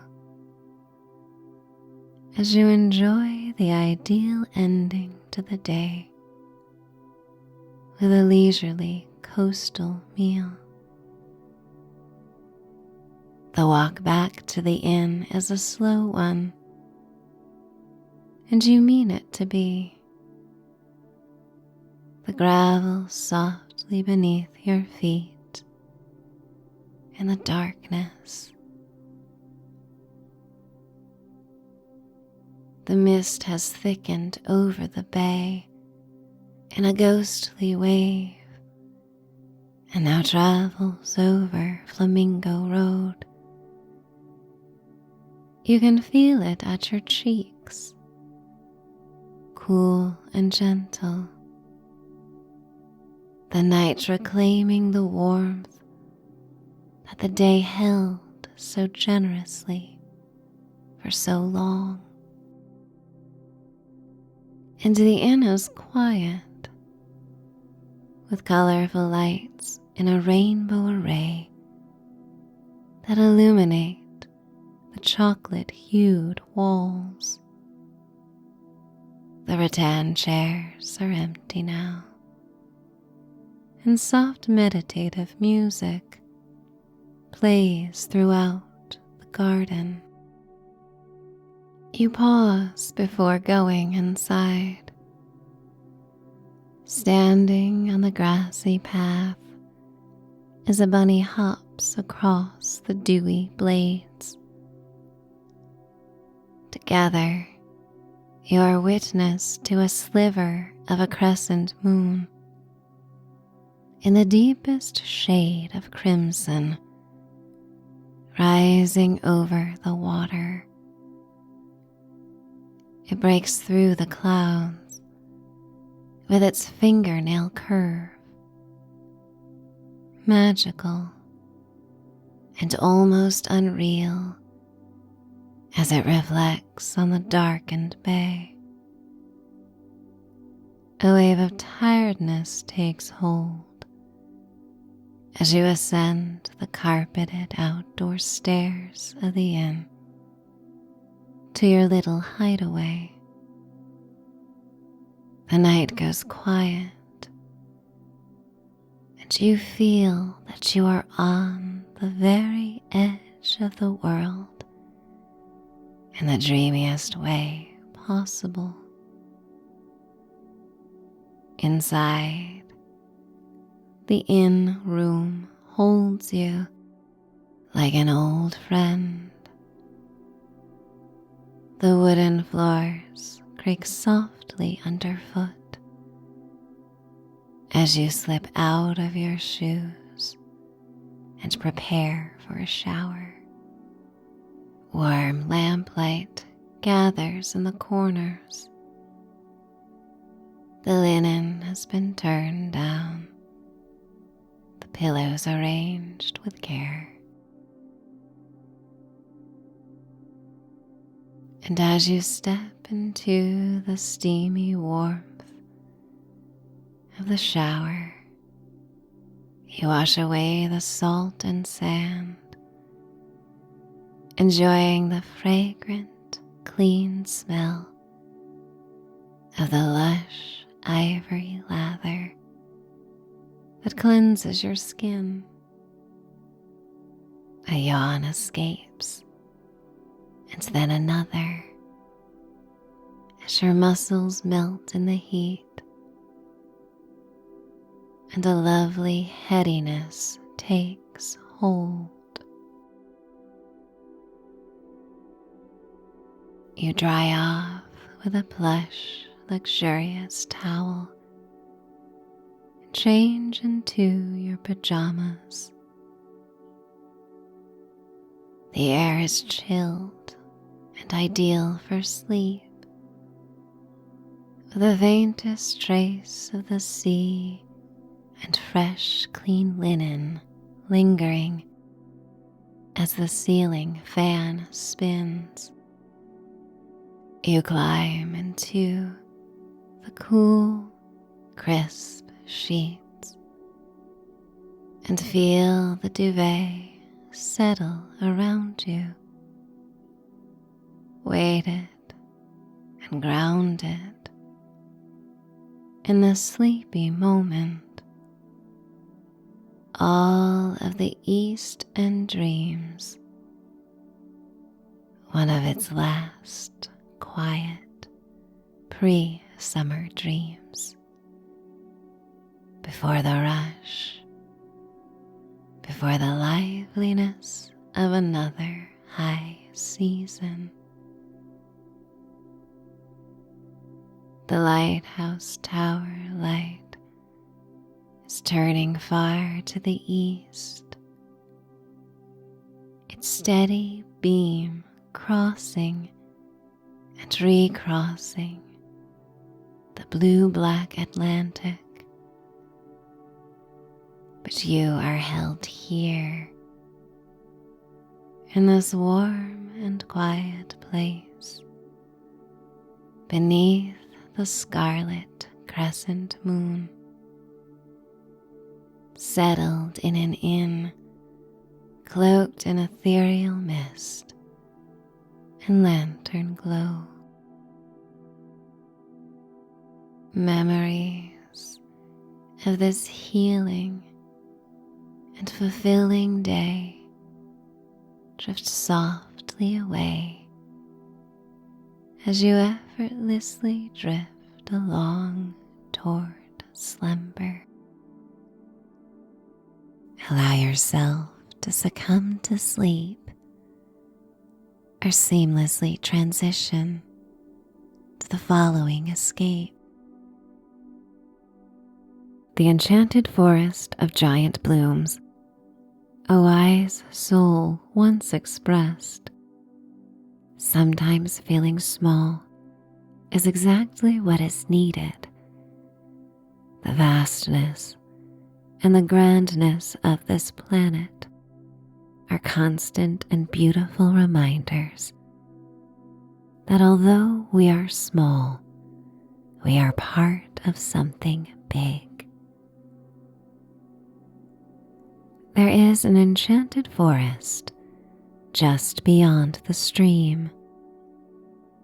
Step over its pearlescent blue water and stones smoothed by time, and you sense the immediate shift, embracing your own smallness in the infinite universe as you enter the forest of giant flora. No one quite knows why the flowers grow as high as maple trees or how a single blade of emerald grass stands as tall as a common reed or bamboo. In this botanical oasis, animal and human souls alike are reminded of nature's grand beauty, finding comfort in its endless nooks and cozy spots. What a relief one feels stepping into a forest that takes care of you, requiring nothing more from you than to be honored and enjoyed. To enter the sanctuary is to step out of the frantic current of the outer world and into a stillness that has existed since the dawn of the earth. Long before you arrived, this forest matured in the quiet cradles of hidden valleys, protected by the giant redwoods, whose roots run together, connected eternally. It is a place of ancient architecture where the very soil is infused with a memory of starlight and the gentle, slow growth of centuries. Impatience has no place in the enchanted forest of giant blooms. Tonight the air is a velvet tapestry, cool against your skin and perfumed with the concentrated sweetness of gigantic wildflowers and the earthy, grounding scent of rain-touched cedar. You find yourself wrapped in garments made of fabrics so light they feel like a second skin. Every kiss of the night air finds its way through their weaves, meeting you with a cool reprieve and awareness of your body in this land of ginormous blooms. Your clothing billows, or rather flutters like the wings of a butterfly, moving in perfect harmony with your own form. As you walk, you feel a profound, liquid relief. The fluidity of the stream between realms has left its mark, and you emulate its slow, gentle movements. In the enchanted forest, you are so small, and because you are small, the world becomes a place of infinite, curated care. Relieving yourself of all that you have carried today, the landscape now carries you. The path beneath your feet is a masterwork of natural wonder. What would be mere pebbles in your own garden are now grand, smooth boulders, polished by time into soft, luminous spheres that catch the moonlight and cast it back in waves of pale silver. Each step is an effortless glide. Beside the path, elevated walkways constructed from the iridescent, woven veins of fallen leaves and braided tendrils of grass wind gracefully around towering stalks of wildflowers. These paths rise and fall, forming bridges and offering many gently rocking vantage points.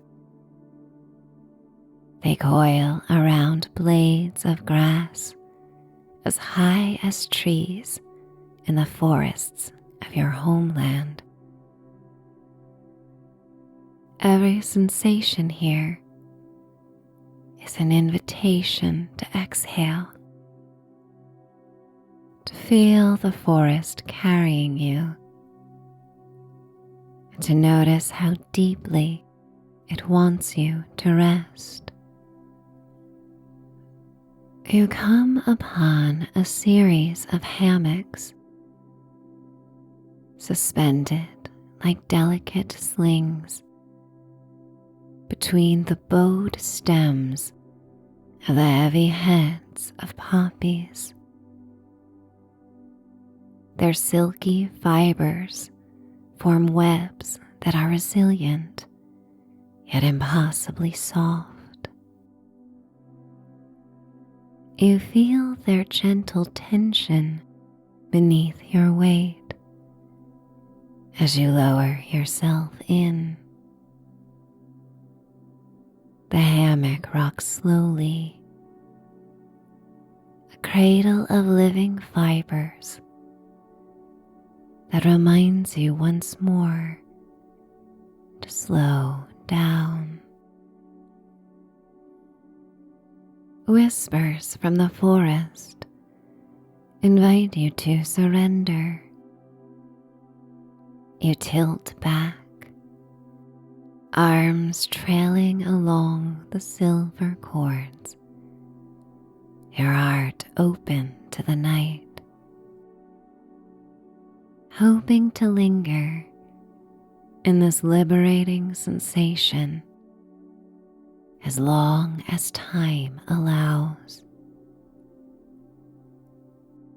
A low, vibrating song reverberates from the blooms, soothing your muscles with a delicate pulse. For as long as you like, you simply exist here, suspended between the earth and the canopy like a bird in a nest. You simply focus on how good it feels. As you take in the beauty of the forest, a sense of curiosity rises, and you yearn to experience more. You rise slowly from the hammock. Your toes press into the soft, springy moss below. And you continue onward, stepping onto the pathway en route to the bloom baths. You soon discover the journey is as satisfying as the destination itself. Each stride is an invitation into a landscape designed for play and profound ease. Here, the grass is a forest in its own right, the blades soaring like emerald pillars, their surfaces waxy and cool against your fingertips. You find a broad, gentle slope, a blade of grass curved toward the earth, the size of an adult slide. You perch yourself atop it and simply let go. The slow, playful descent brings a radiant smile to your face as you trust the velvet grip to safely deliver you to a sprawling bed of star moss. The moss compresses with a sigh,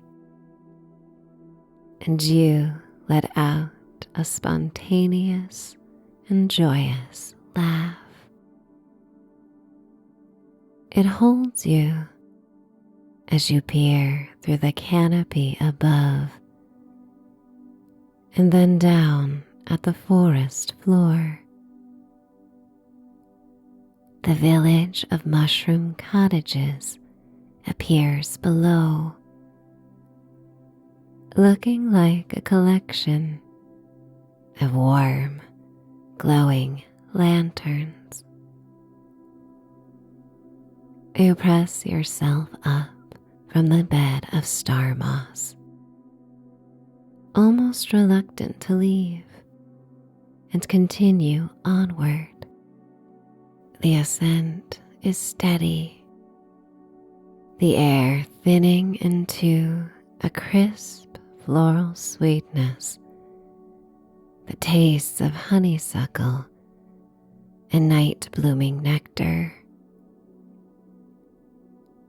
Elevated walkways of silvery green vines and waxy leaves spiral around the stalks. Each step is cushioned by layers of fallen flower petals, taking the pressure off your feet.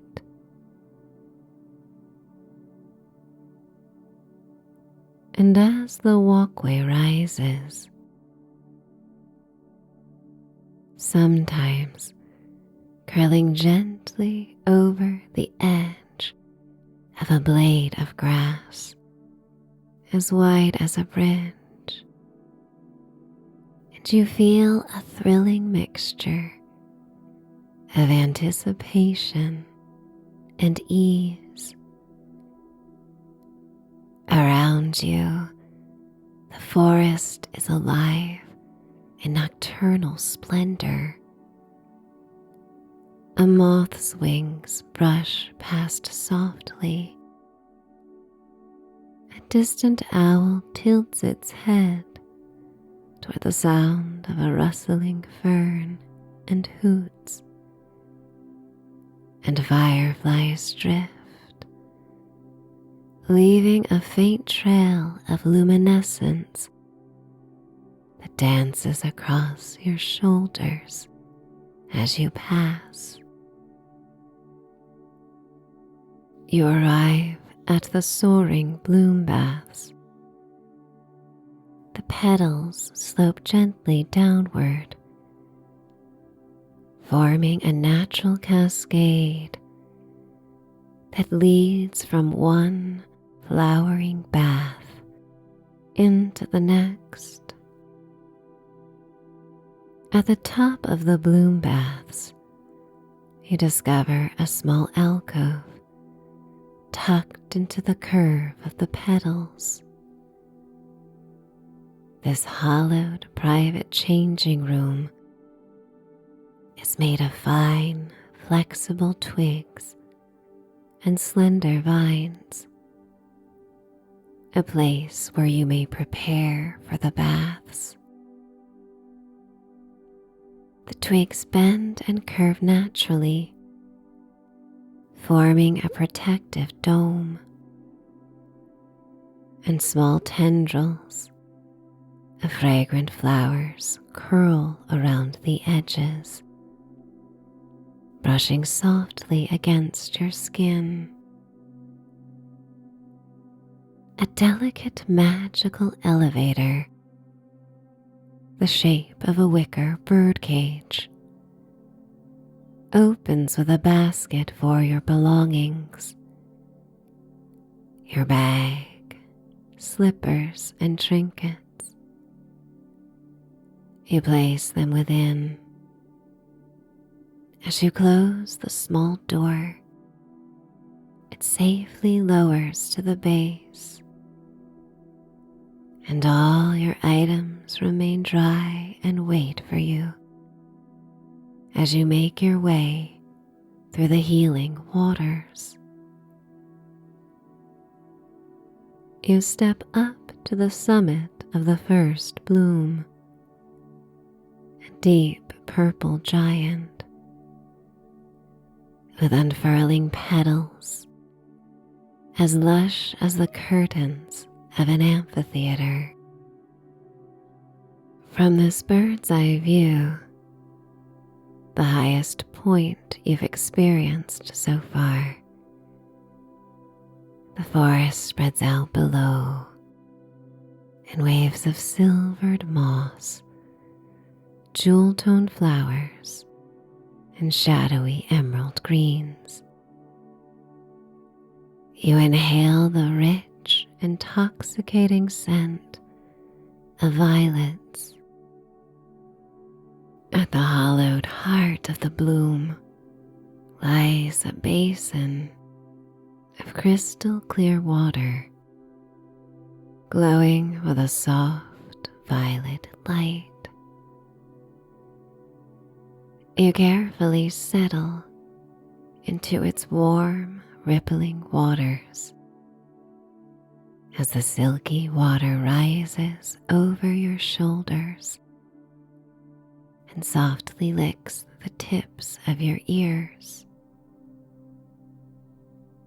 The petals softly vibrate, and you breathe along with their movements.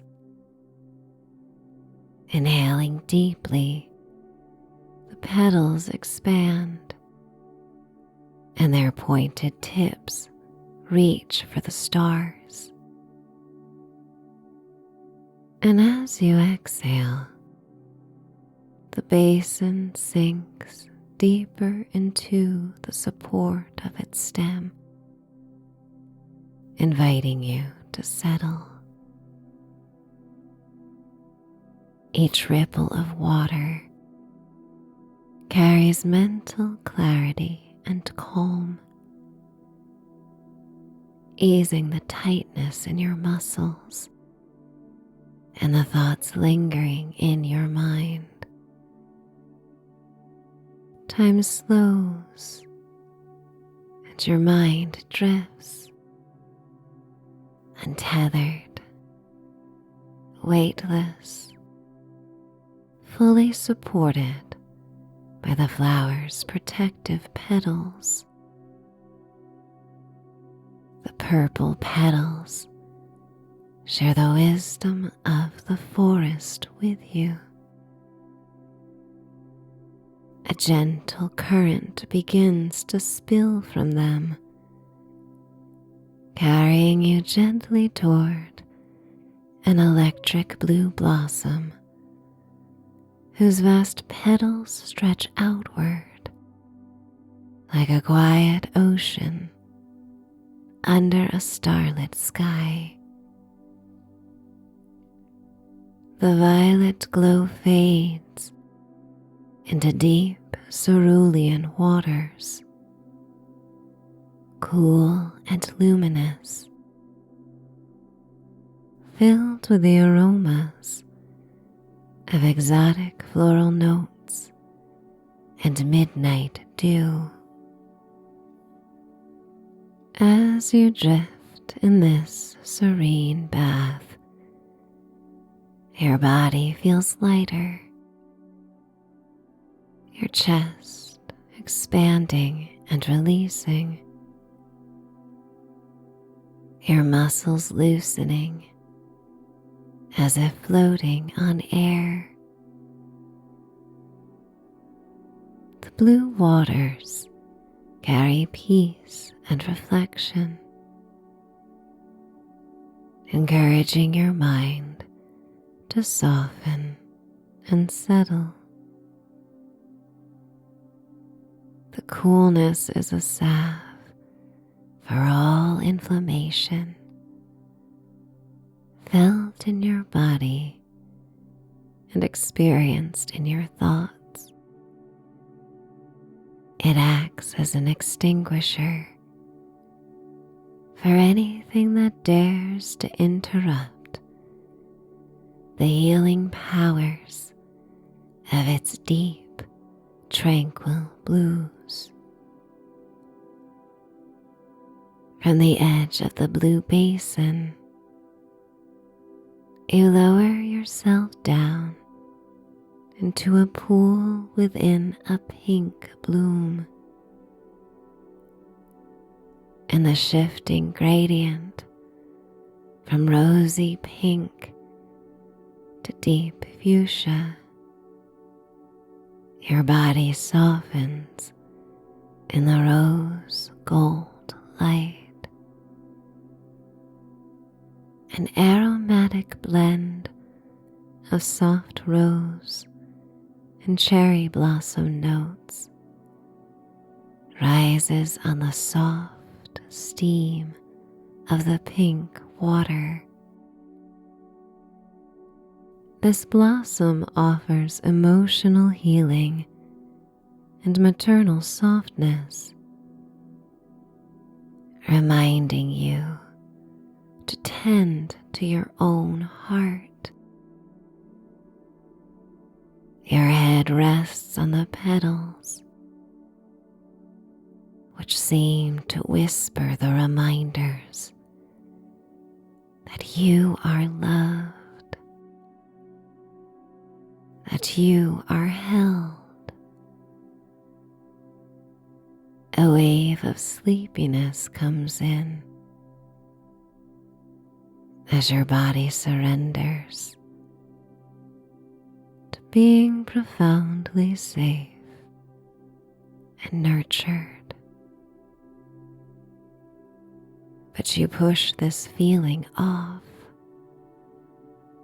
for just a little while longer and float down a shallow waterfall.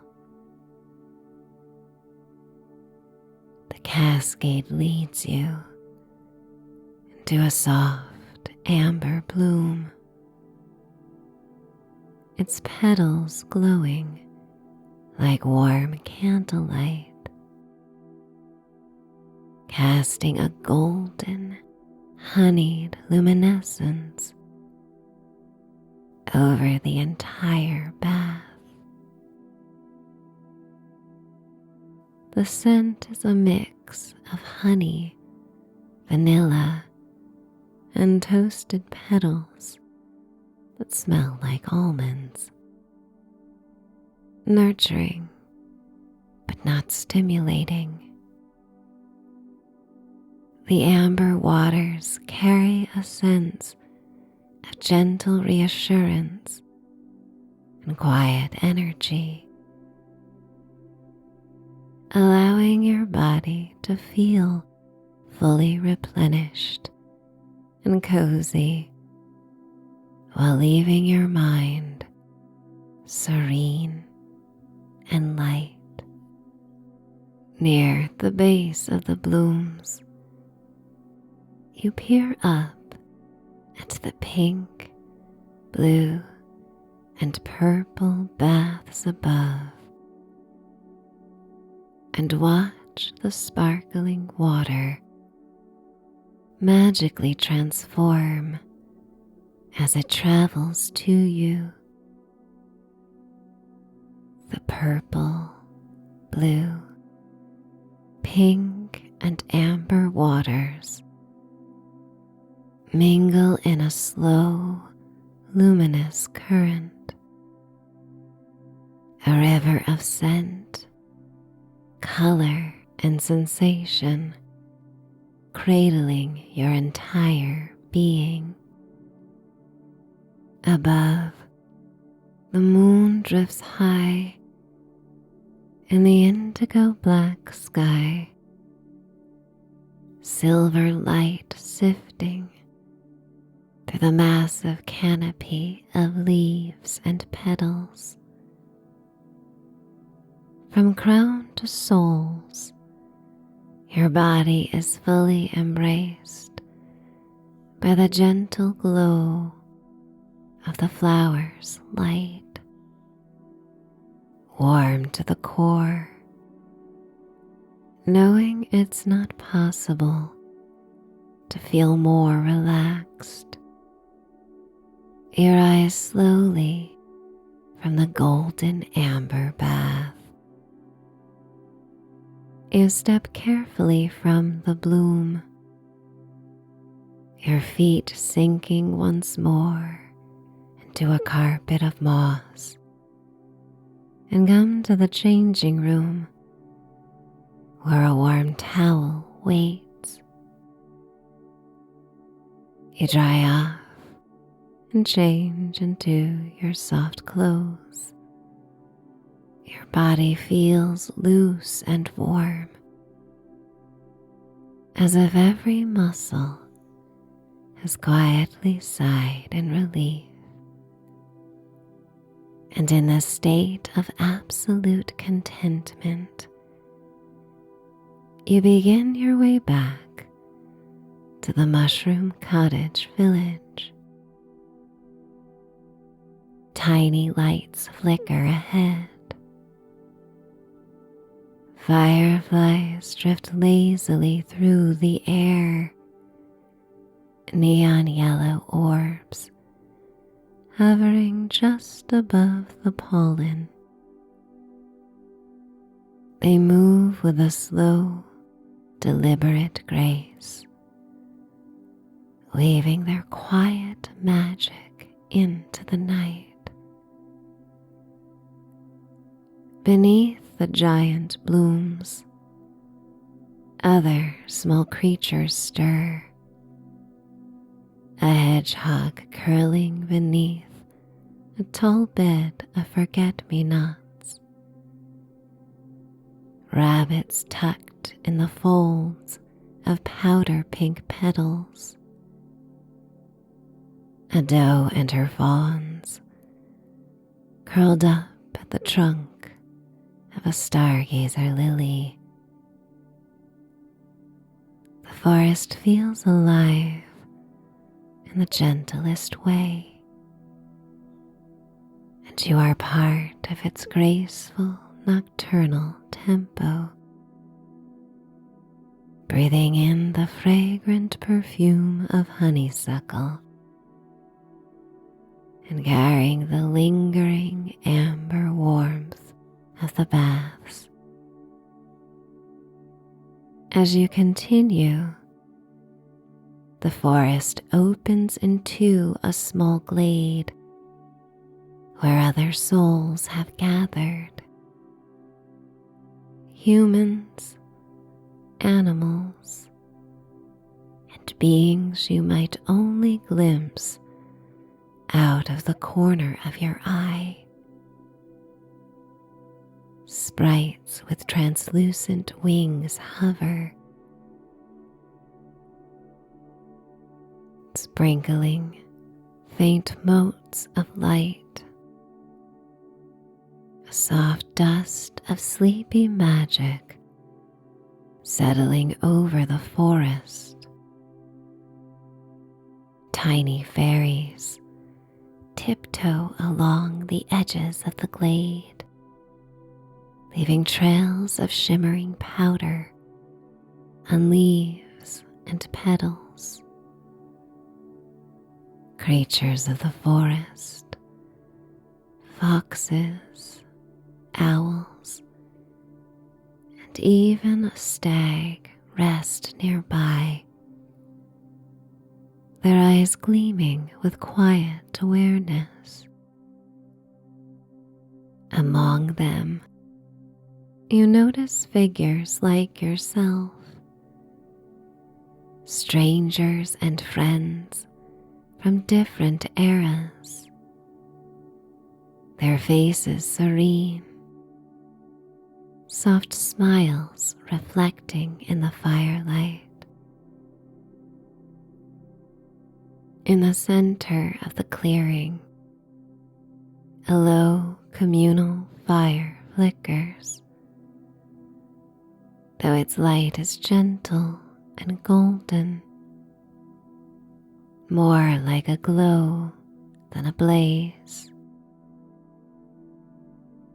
Everyone sits around it, the warmth reaching your shoulders and hands without disturbing the night's cool hush. You settle on a soft patch of moss, your body folding into the ground as the fire's light dances across your face. From somewhere above, a gentle breeze rustles the canopy of blooms, carrying the fragrance of the forest that now mingles with the burning wood. You notice how the firelight reflects in the eyes of those around you, other humans laughing softly, while some are silent and contemplative, all seem to share the quiet magic of this moment. You sense that many of your new neighbors have come from other times in history, for this timeless realm serves all who need this escape. As the flames dim down into molten magenta embers, you feel yourself being drawn toward the village of mushroom cottages nestled among the ancient redwoods. The path is lit by the soft glow of bioluminescent moss and the occasional firefly or fairy drifting along the way. The cottages are charming, dotted whimsical dwellings in deep scarlet, orange red, and blue. Their domed roofs, shaped like large mushroom caps, are preserved and shellacked, so the surfaces gleam faintly in the night. The largest of the cottages rises 2 stories, with upper lofts, offering the perfect place for dreaming. Each cottage smells faintly of warm earth, polished wood, and faint herbs tucked between the beams. Candles illuminate the windows. These tiny flickering flames are a promise of coziness and comfort within. You step closer to your own cottage. Outside, a lantern hangs, its golden glow flickering across the gentle slope leading to the front door. The exterior is a fairy tale mix of mushroom curves and creeping ivy. The door opens easily at your touch, revealing the interior. Within the open concept space, the room is quiet, scented faintly by cedar, lavender, and the earthy warmth of the forest. The ceiling follows the gentle curve of the mushroom cap, and tiny wooden beams support shelves holding jars of herbs, tiny curiosities, and books whose pages seem to shimmer slightly in the candlelight. A large mattress sits tucked in the loft, covered in a plush, mulberry, and evergreen comforter, layered with pillows. On the bedside table, an antique lantern casts a steady, calming glow,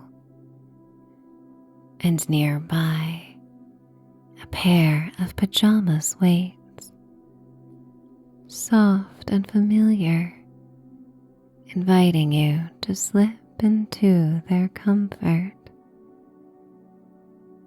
You ascend the wooden steps into the loft, move to the bed slowly, and prepare for sleep.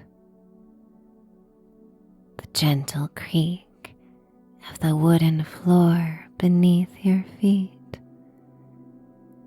the delicate dance of candlelight, and the grounding aromas of home heighten the sense of sleepiness that takes hold. Climbing in, the blankets fold softly around you. The pillows cradle your head.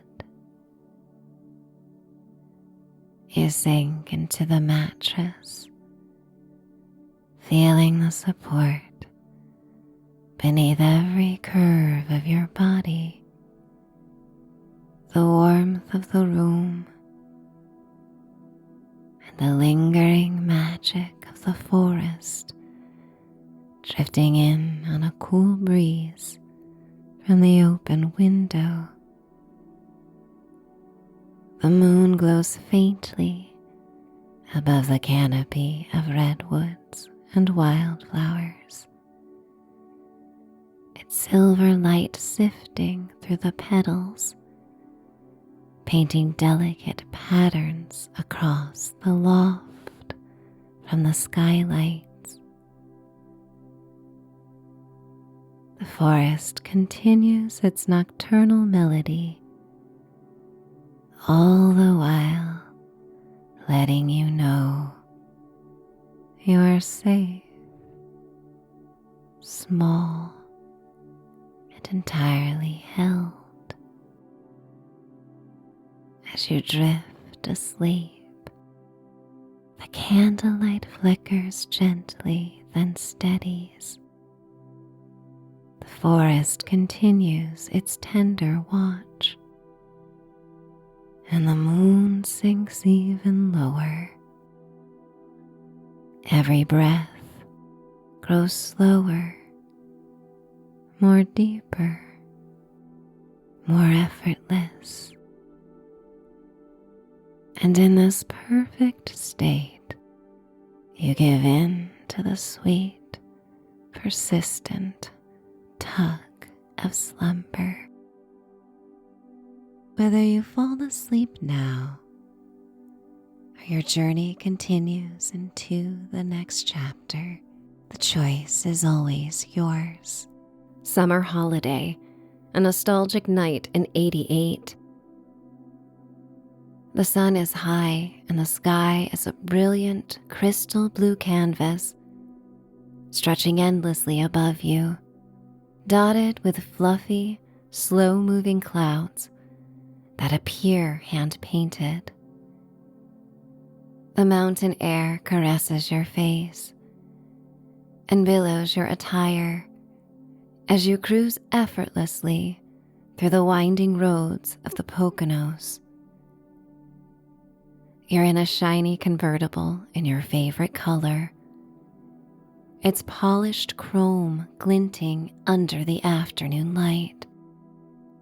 The top completely down, allowing the world to rush in around you. Perhaps you are alone, taking this time to reconnect with yourself. Or maybe a dear companion sits beside you, their intoxicating laughter, a melody carried on the breeze. Whether traveling solo or with the one soul you'd most love to experience this perfect Poconos summer with, your heart is alight and your mind is clear. The open air invigorates you,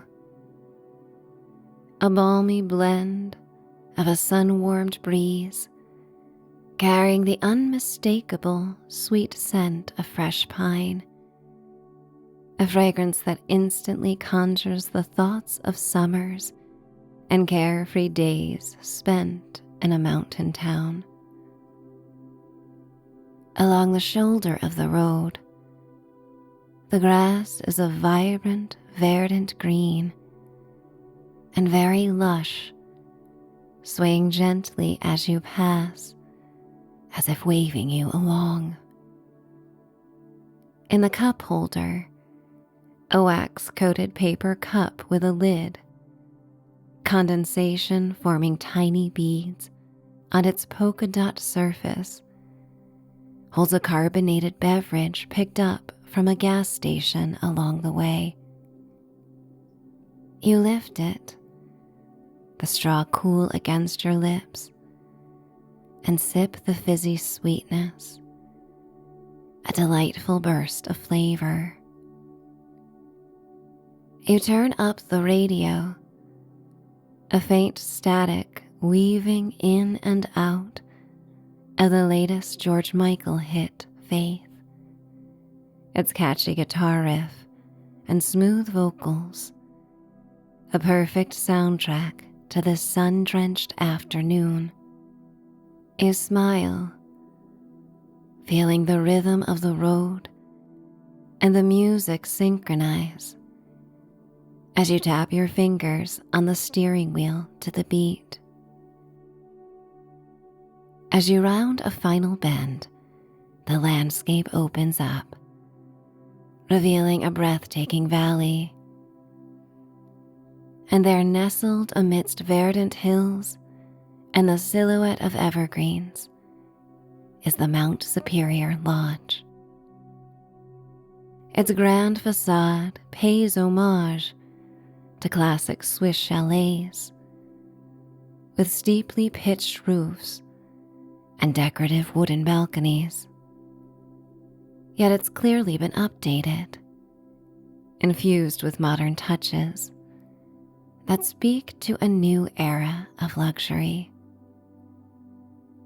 The Mount Superior Lodge was first founded in the 1890s at the height of Victorian-era travel. Back then, long before the advent of air conditioning, urban dwellers flocked to these mountainside escapes, seeking a sanctuary from the sweltering city heat. In the 1960s and 70s, the resort took on a more rustic, laid-back feel, transforming into a kind of summer camp for adults, where guests spent their hours leisurely playing tennis on clay courts and canoeing serenely on the expansive lake. But now, in the vibrant year of 1988, the space has been completely revamped, modernized with new 3-story additions that seamlessly blend with the original architecture, creating a truly grand and inviting atmosphere. The building is both a timepiece and a masterpiece of leisure, with sprawling wings that embrace the landscaped grounds, punctuated by large inviting windows and wide sun-drenched balconies. You remember hearing about their famous theme nights, which vary from lively tiki night extravaganzas to sophisticated a night on the French Riviera soirees. You guide the convertible up the winding drive, pulling smoothly under the grand porte cochere.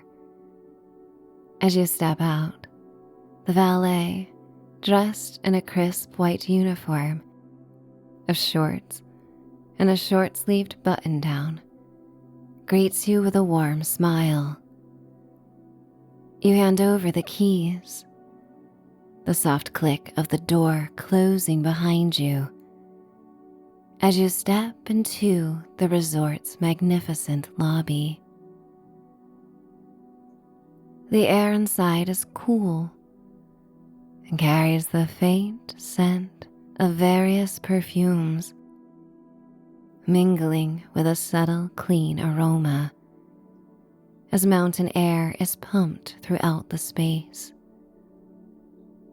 Above you, the ceiling gleams with gold-mirrored tiles, reflecting the light from oversized chandeliers that drip with crystal, casting a warm, inviting glow.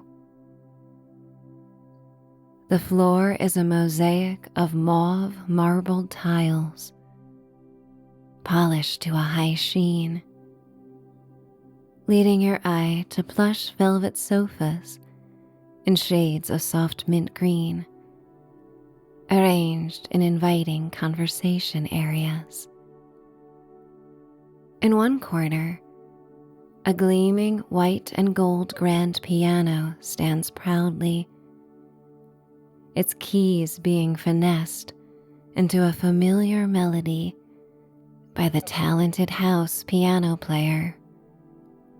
You recognize the tune instantly. It's Billy Joel's Uptown Girl, its sophisticated pop notes filling the expansive space.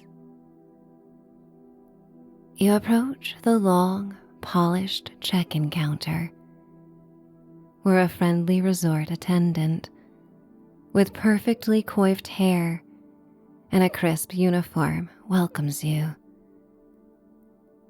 The process is smooth and efficient. The click of the keys from the large beige keyboard of the computer terminal creates a comforting sound. You receive a heavy embossed key card and notice the attendant's long press-on pink nails. The key cards are a nod to the resort's new 80s aesthetic and upgrades. With your key in hand, you make your way through the lobby. The hallway stretches before you, a tunnel of decadent 80s design. The carpet is a plush, deep teal, patterned with abstract geometric shapes in rose and peach. The wallpaper is a subtle, textured cream, adorned with delicate brass sconces that cast soft, ambient light. Each sconce holds a frosted glass shade, giving off a diffused glow. You follow the subtle signs to your suite, and there, at the end of the hall, stand two grand peach double doors. You slide your key card into the slot. A soft click, and the doors swing open, revealing a suite of refined elegance.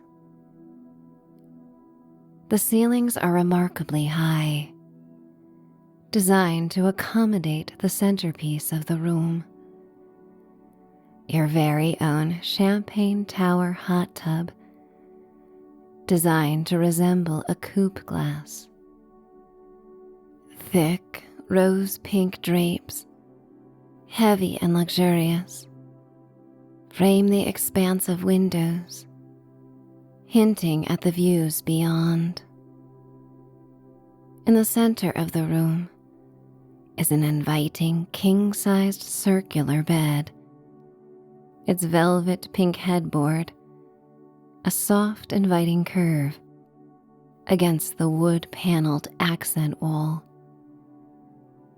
In the corner, glass tiles, subtly frosted, conceal the entrance to the bathroom and shower, hinting at the modern amenities within.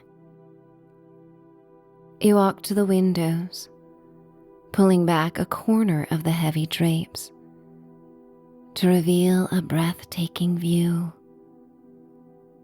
The crystal clear lake shimmers in the distance, reflecting the afternoon sun. And beyond it, the majestic, distant mountains rise, their peaks softened by a gentle haze. Balcony doors lead out to a private patio, and there, just beyond, is your own in-ground heart-shaped swimming pool. Its cool, aquamarine water is something you're intent on enjoying during your stay. You set down your small bag on a mirrored table, feeling a delightful lightness. You unpack quickly, tucking away your clothes in the spacious ivory drawers of a plush faux leather dresser. Then you slip into your colorful swimsuit and high-waisted pleated shorts and slide your feet into comfortable flip-flops. It's time to explore. Stepping out onto the resort grounds, the air is warm and alive with the sounds of summer fun. Today's theme, you realize, is summer camp, and the property is buzzing with playful activity.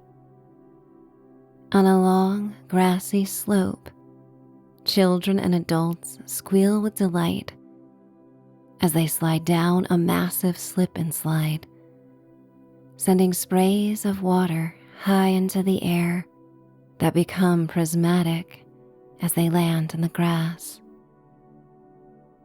Nearby, a spirited potato sack race is underway, participants hopping and tumbling with joyful abandon. You stroll past the main resort pools, where guests lounge on vibrant striped towels, their attire a perfect snapshot of 1988 summer fashion. Neon-colored swim trunks, high-waisted bikinis, oversized t-shirts tied at the waist, and plenty of big, permed hair. Tanned lifeguards, perched high on their chairs, survey the scene, their black Ray-Bans reflecting the bright sun.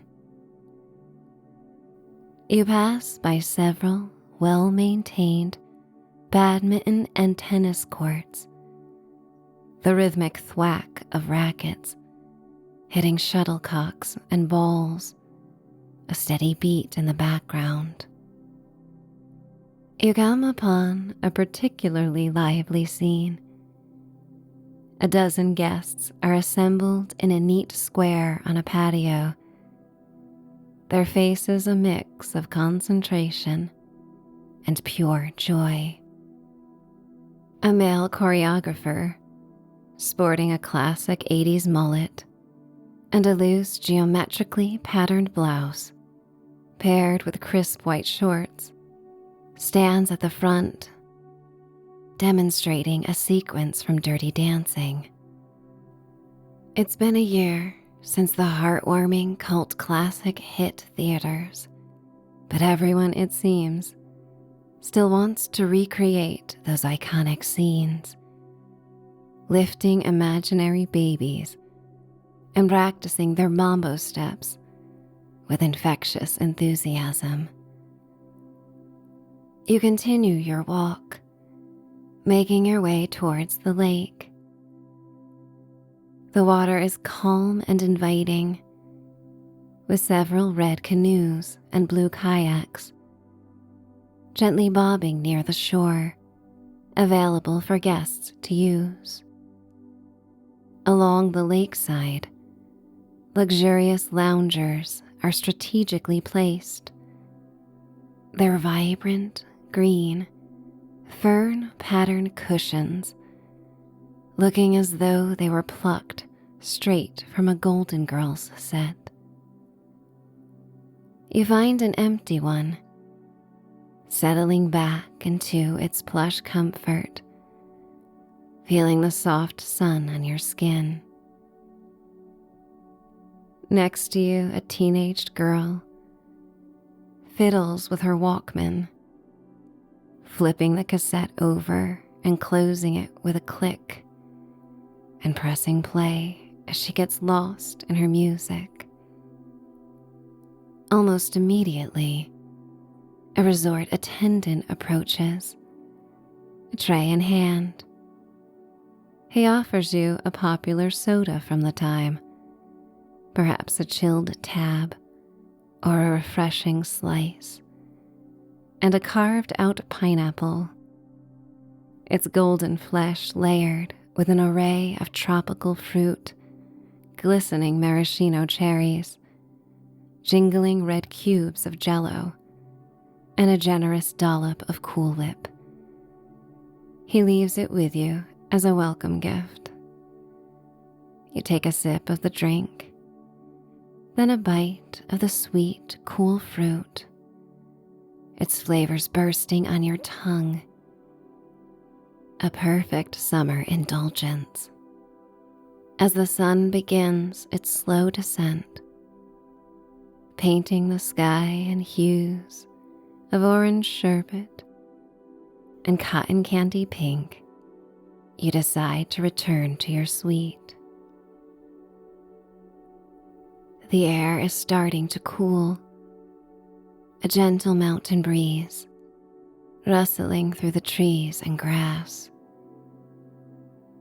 When you return, you take a refreshing dip in your private heart-shaped pool, forming waves in the lukewarm water as you take a few laps. The sky above transforms, deepening into a rich gradient of purples and blues. In the distance, you can just make out the faint soothing synth melody of Roll With It by Steve Winwood, carried on the evening air.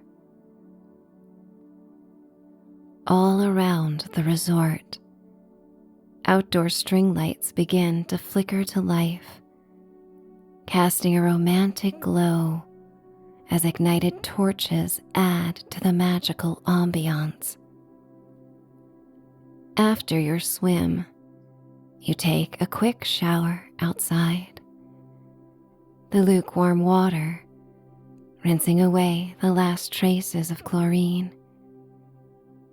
You return indoors to change into a colorful, loose 80s resort ensemble. perhaps a flowing caftan and a bold floral print, or wide-legged linen pants paired with an oversized lightweight shirt. Fabric that billows gently in the breeze as you move. You style yourself exactly the way you would like to be seen in 1988. Once done, you make your way back to the lobby where the evening buzz is beginning. A resort host with a friendly smile guides you through one of the elegant restaurants, its interior softly lit, to an outdoor table. It's a magnificent setup. A long, wide table, seemingly endless, designed to fit 40 guests, nestled between pine trees, where colorful plastic lanterns are strung, casting a festive rainbow glow. As you settle into your seat, soft 80s ballads begin to play throughout the outdoor dining area, creating a romantic, nostalgic atmosphere. You take in the scene around you. The big hair, teased and voluminous. The faint familiar smells of Aquanet hairspray, mingling with a subtle scent of skin so soft, a blend of baby powder and botanicals that everyone swears keeps the mosquitoes away. Fireflies begin to flicker above the meticulously maintained gardens of mums and petunias. Their tiny neon green lights dancing in the twilight. Little do they know the inspiration they will have for the colors of this time. Crickets chirp a steady rhythm, and candles flicker softly on the table, their flames dancing in the gentle breeze. You feel an incredible sense of communion with all these people at dinner. There are no phones, no digital distractions, just pure conversation and genuine laughter. There's an ease to socializing here. It's the most normal thing to do, to simply connect and enjoy the moment.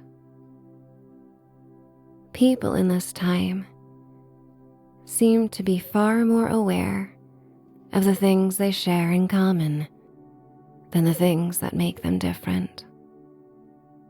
The conversations flow freely, stories are shared, and the air is filled with a light-hearted joy. As dinner draws to a close, you feel perfectly satiated, a pleasant fullness settling over you. You decide to take the long way back to your suite, enjoying a moonlit walk through the resort grounds. You pass by an outdoor movie screen where guests are snuggled on blankets and in lawn chairs, watching a classic summer film under the stars. Further along, you hear music and laughter from a dance floor set up beneath the open sky. A live band is playing Hearts Alone. The powerful vocals of the singer soaring through the night.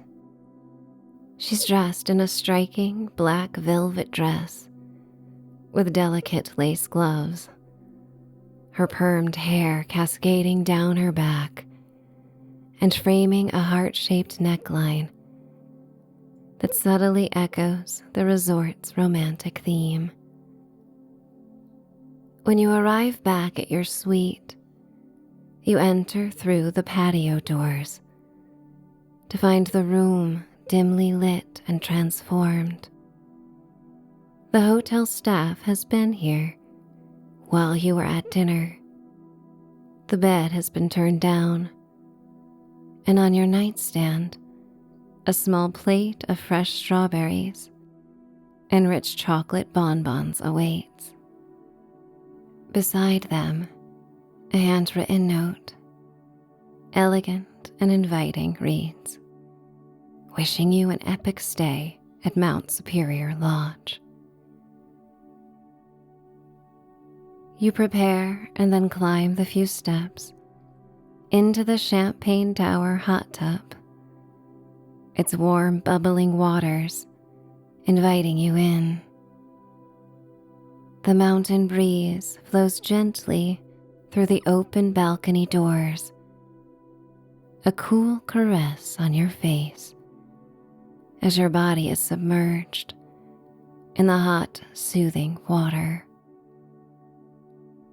You reach for a small metal box of matches stored on a tray along the edge of the tub. Draw one out and strike it. The small flame illuminates your face for a moment before you carefully light the rose petal-shaped candles floating in inlaid compartments around the bath. Their soft lights flicker, mirroring the distant stars outside on this perfect, cool mountain night. A wave of pure luxury washes over you. Your muscles, gently massaged by the jets, feel completely soothed, releasing any lingering tension. Your lungs feel light, your chest unburdened by the weight of stress or worry.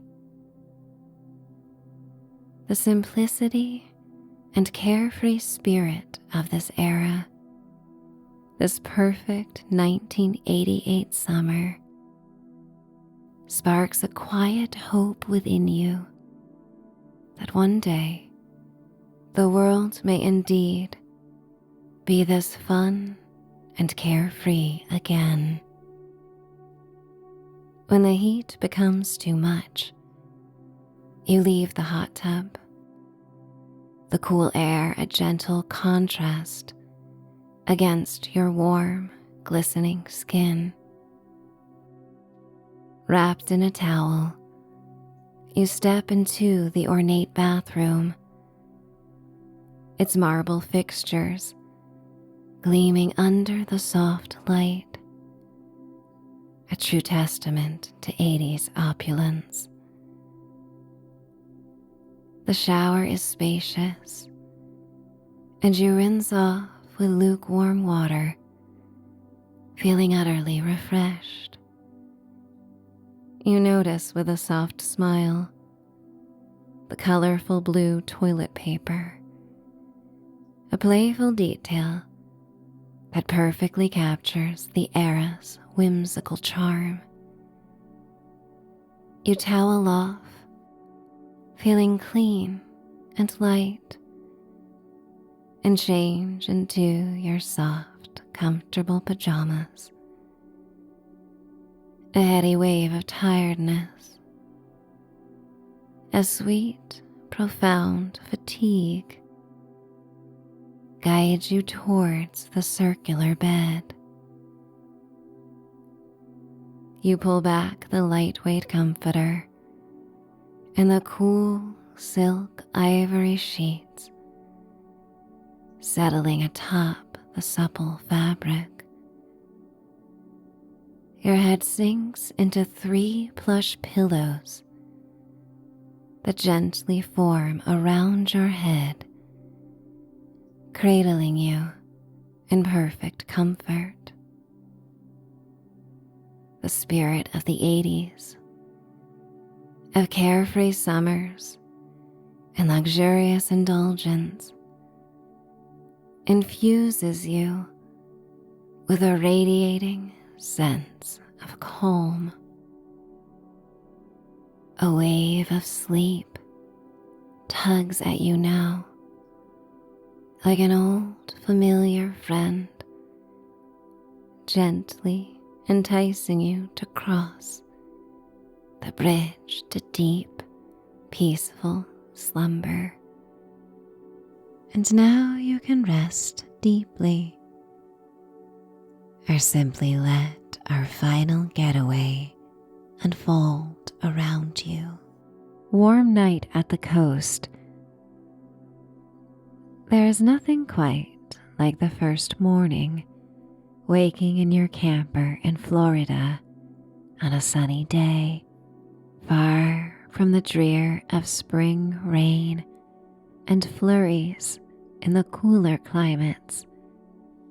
The golden light feels otherworldly as it filters through the ivory lace curtains of your camper. The nights are just cool enough for the gentle ocean breeze and a rotating silver and blue table fan to keep you comfortable. The long journey here still lingers in your bones, and you still feel the vibrations from the long drive down 95 that first night at camp, as your nervous system settles completely.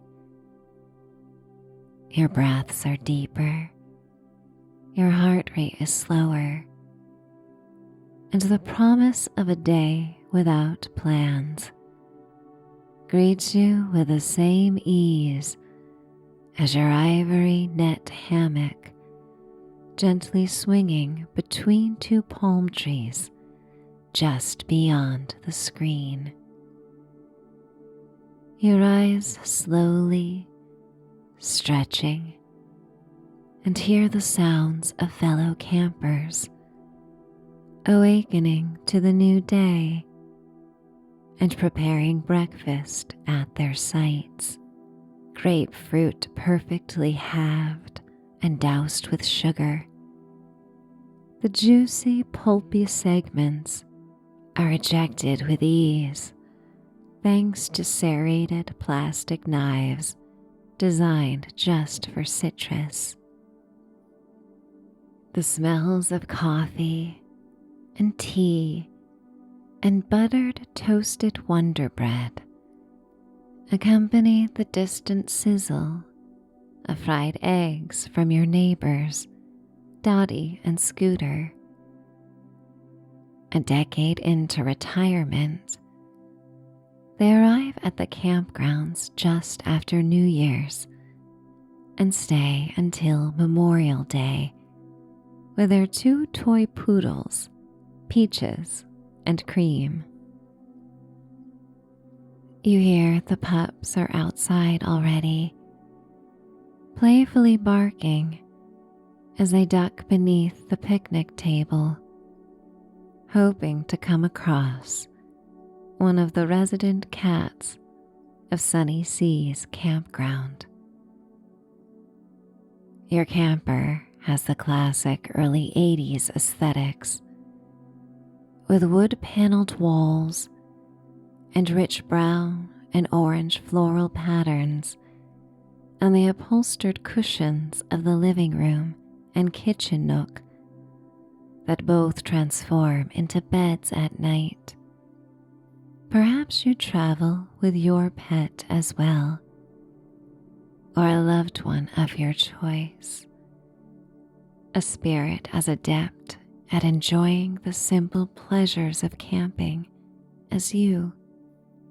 As you stand, the linoleum floor lets out a soft creak, and you prepare for the day, dressing for your planned visit to the beach. A colorful array of terry cloth shorts with white trim is stored alongside more bold neon options that are making new trends. A blue truck drives slowly down the gravel path, and the song "Nothing's Gonna Stop Us Now" softly plays from the driver's side window.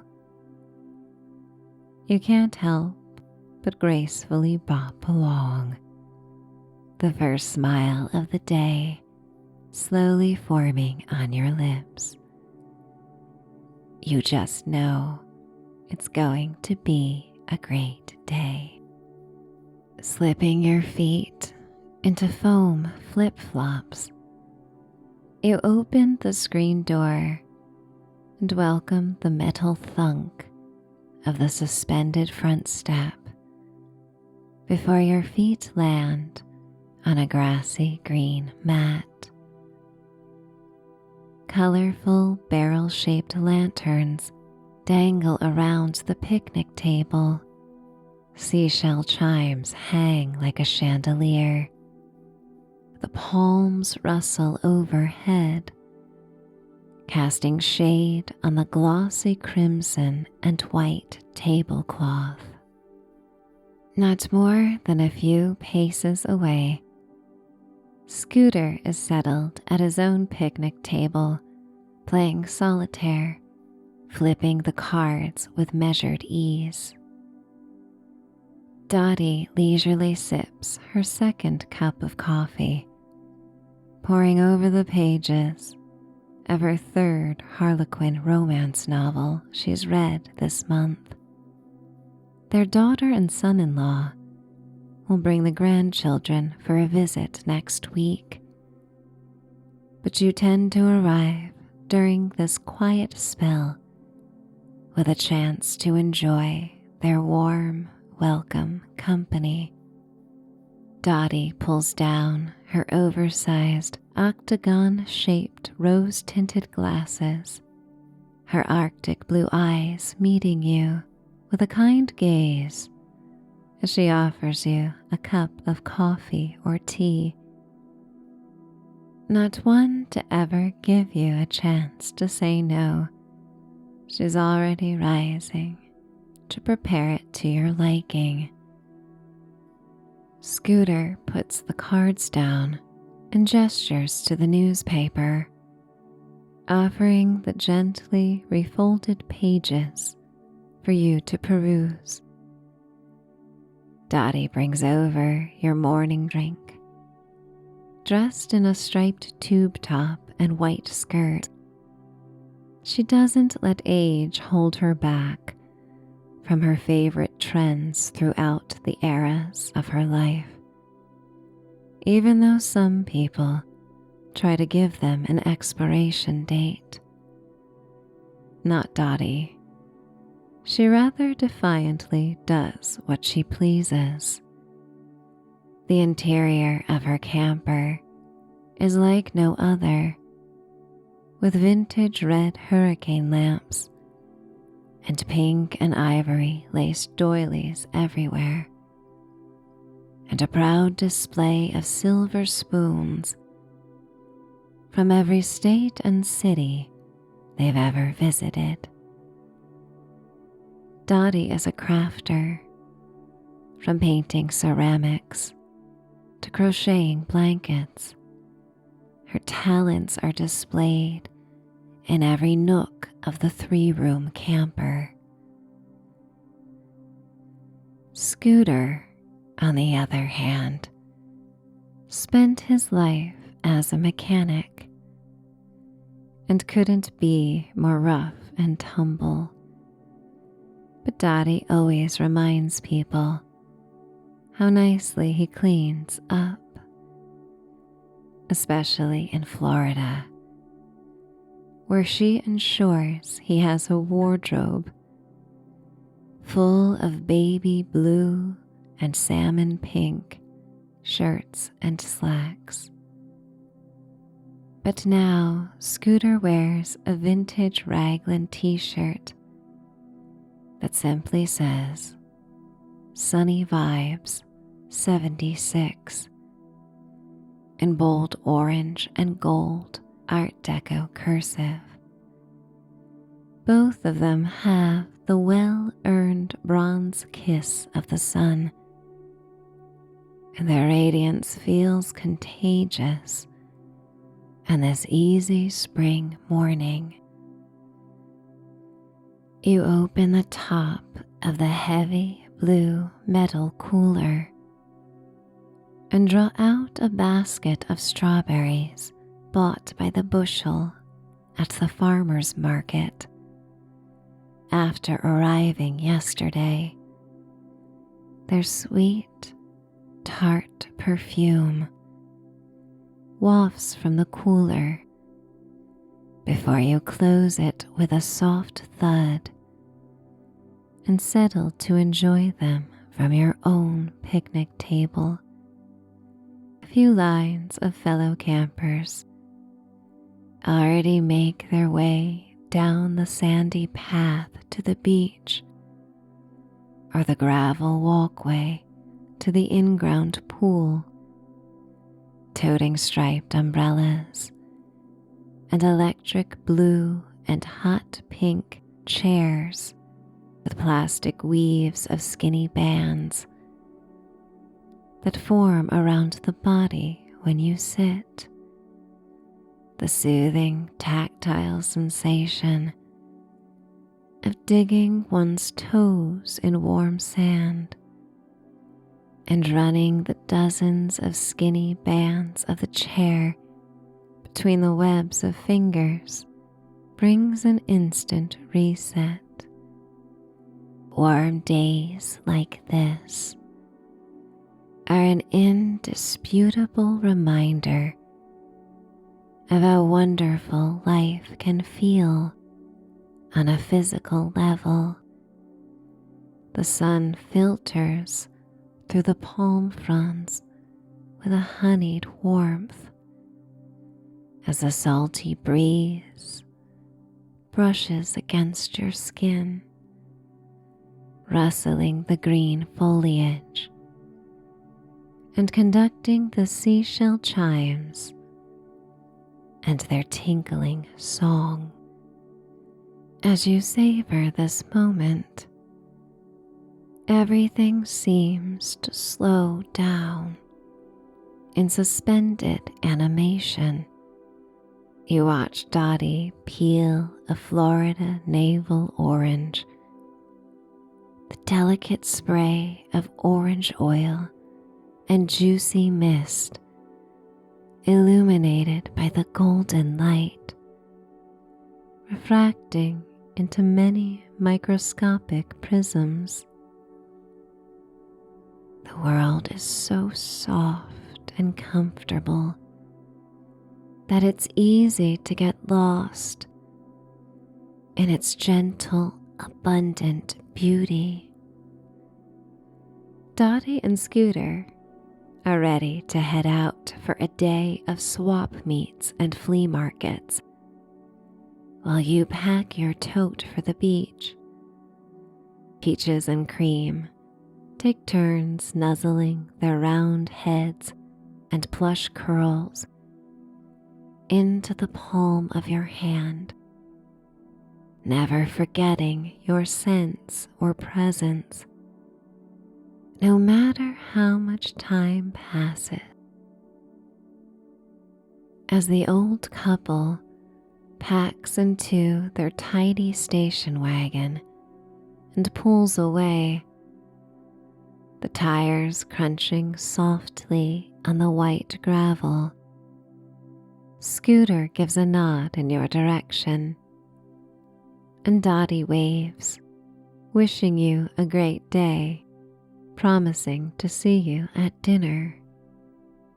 With your beach tote and umbrella draped over your shoulder, you begin the short, easy walk toward the dunes. The campground is a vibrant, comforting display of Americana come to life, a sanctuary where the spirit of neighborly decency and kindness is the unspoken courtesy behind every interaction. You pass the permanent residences of the seasoned snowbirds, their campers adorned with meticulous gardens of smooth river stones and plastic flamingos wearing hand-painted sun hats. They are the whimsical anchors of the park, people who have spent years perfecting the art of escaping the cold and coming south to savor the slow life. Beyond them, the landscape shifts to the vibrant nylon tents of young honeymooners and college kids on break. The campsites of these budget-savvy travelers are a tangle of neon-colored towels and inflatable rafts, yet the atmosphere remains one of mutual respect. Of all the campers, they are apt to sleep in the latest, somehow not even stirred by the sounds of the grounds coming to life and the brilliant morning sun. Despite the gap in generations, there's such a shared kindness here. A nod of the head, a good morning offered over a steaming mug of percolated coffee, a communal understanding that life, at least for these few days or weeks, is meant to be easy, soft, fun. Reaching the shoreline, the Atlantic opens up before you in a brilliant, shimmering turquoise that seems to stretch into forever. You find your spot and begin the ritual of settling in. The sand is cool and damp beneath the dry golden surface as you twist the pole of your striped umbrella into the earth, rooting your little kingdom for the day. There is a profound satisfaction in the hollow thwack of the canvas opening, creating a private, flickering circle of shade. You unfold your webbed lawn chair, the plastic bands creaking and stretching slightly as they adjust to your weight. You settle and begin to apply a layer of sunscreen. The tide is drawing out, leaving behind a mirrored sheen on the wet sand, where tiny sandpipers dart back and forth, their legs moving like clockwork around the treasured seashell jewels. A few beachcombers scatter along the lacy edges of the surf, collecting these gifts delivered by the sea, including one longtime camper who scours the beach with his metal detector. The air begins to heat up, and with it comes the nostalgic perfume of the coast, the coconut sweet scent of tanning oil drifting from nearby blankets. You reach into your small cooler, the ice shifting with a crisp, watery sound. To pull out a cold, carbonated soft drink. The aluminum tab cracks open with a sharp, echoing hiss, and the first sip is a bracing, bubbly relief against the mounting heat. From a few yards down, the tinny, upbeat melody of a silver radio carries the sounds of the top 40, the synthesizers of Starship, and the bright percussion of Whitney Houston, mingling with the steady, percussive crash of the surf. It is the soundtrack of a world without a care, played out over a landscape of neon visors and zinc-covered noses. By late afternoon, gentle hunger begins to stir, prompted by the salty air and the physical ease of the day. You leave your umbrella behind and trek back through the powdery dunes toward the campground store. The white and black checkered linoleum floor groans as you step inside, and a bell rings.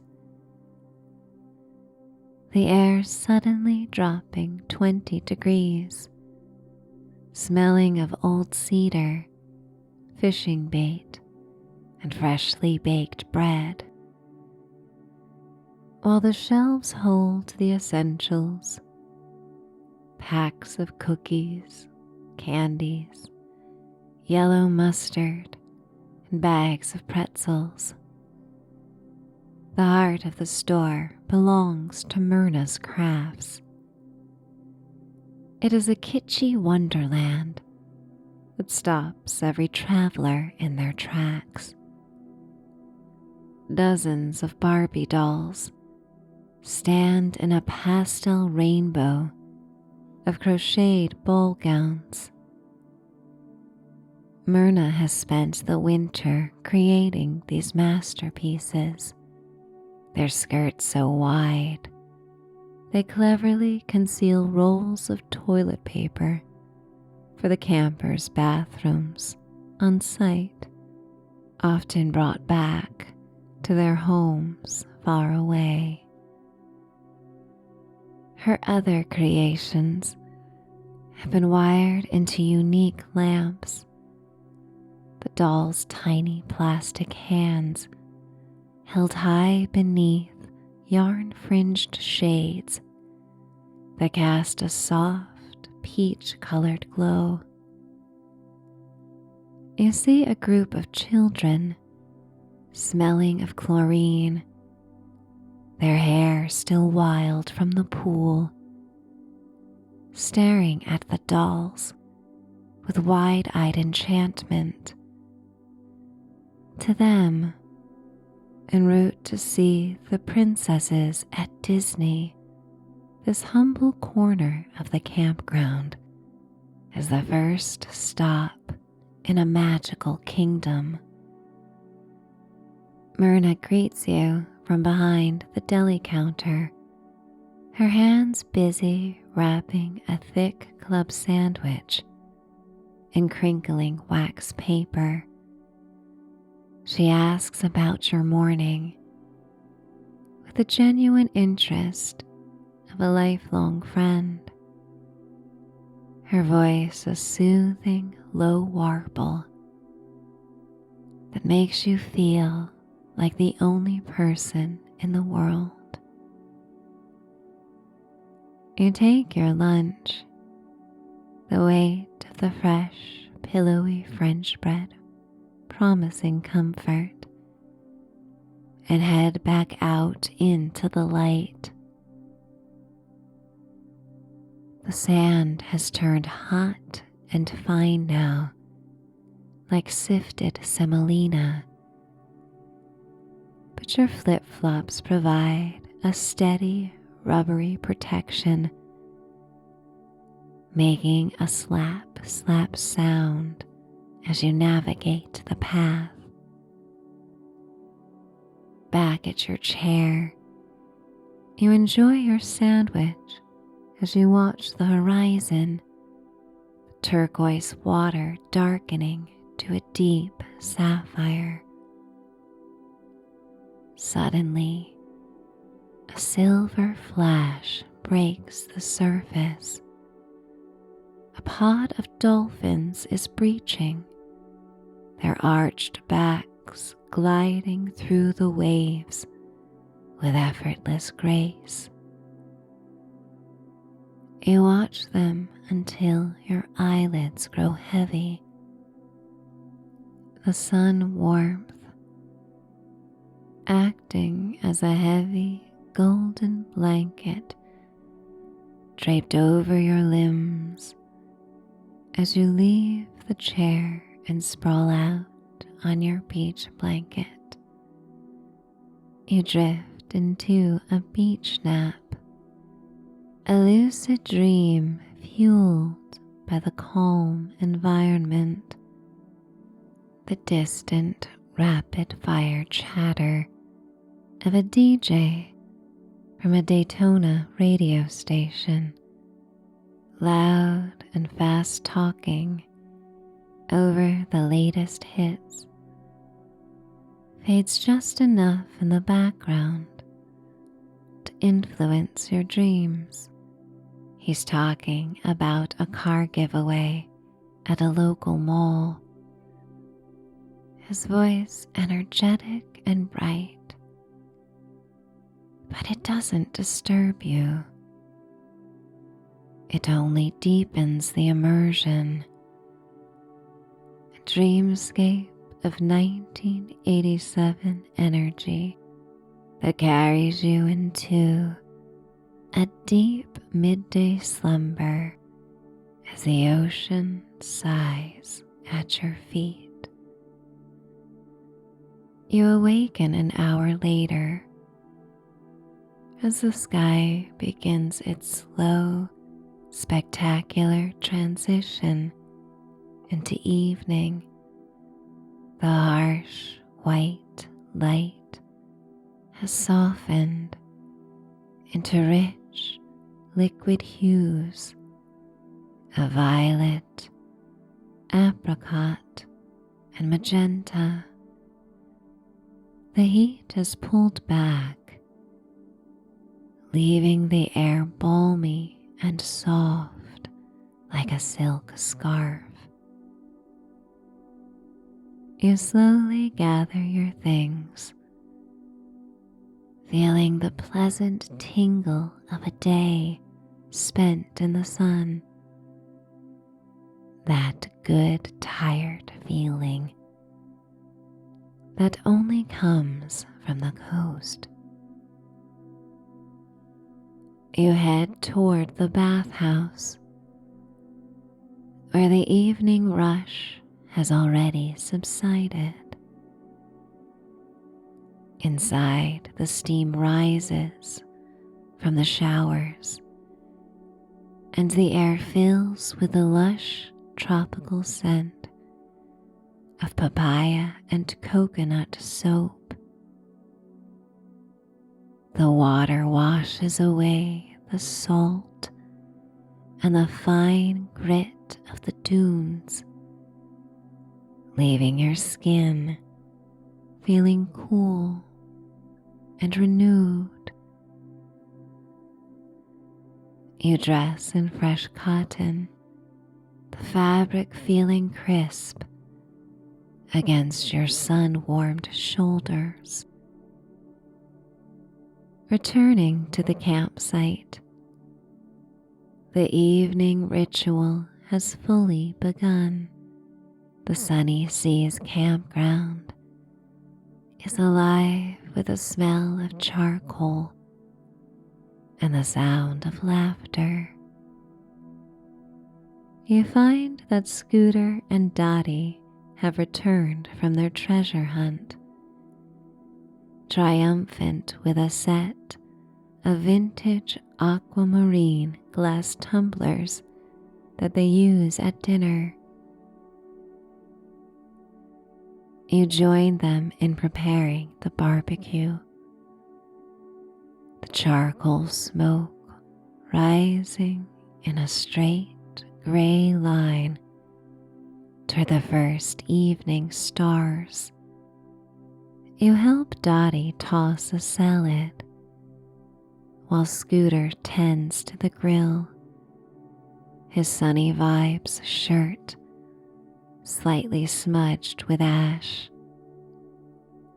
but his smile is wider than ever. This isn't a man who's ever been afraid of getting his hands or clothes dirty. After dinner, you settle by a small campfire within a stone ring. The orange flames dance and pop, sending tiny sparks upward to join the constellations. The frogs and crickets begin their night song, a high-pitched chorus that feels like the very heartbeat of the Florida spring. The sweet smell of charred marshmallows joins the fading giggles of younger campers who will soon crash from all the sugar, surf, and sun. One by one, the neighboring fires begin to dim, and the music from the cars now parked on the beach fades into the distance. The moon rises, fat and pearly silver, casting a long, shimmering path across the Atlantic that looks like a road made of mercury. Peaches is curled up like a cat and softly snores on Dottie's lap, her tiny chest rising and falling. Cream dozes soundly on Scooter's chest, a little ball of white fluff, completely at peace. The quiet of the night is absolute now, broken only by the crackle of a dying ember and the distant roar of the surf. Eventually, Scooter and Dottie awaken their pups, rising with sleepy, satisfied smiles. They wish you a good night, their voices hushed out of respect for the stillness. You stand alone for a moment, helping to douse the last of the fire. This act invites a heavy wave of sleepiness that you feel in your limbs. You step back into your own camper.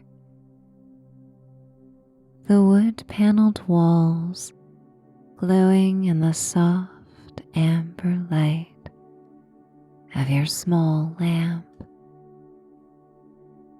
The floral cushions are soft and welcoming as you transform the bench in the living room into a comfy bed. You prepare for sleep, brushing your teeth with Aquafresh and moisturizing your sun-kissed skin with a layer of cocoa butter. As you finally climb into the crisp sheets, the ocean breeze sighs through the window screen, and the silver table fan fills the room with a sleep-inducing mechanical lullaby. The fickle spring is a world away, a memory of gray slush and heavy coats that cannot reach you here. You are safe. You are cozy. You are brimming with contentment and gratitude for the beauty and kindness as you are held in the timeless golden embrace of the warm coast and the sunshine state, finding peace, finding serenity, finding sleep. It's time to dream away. Good night.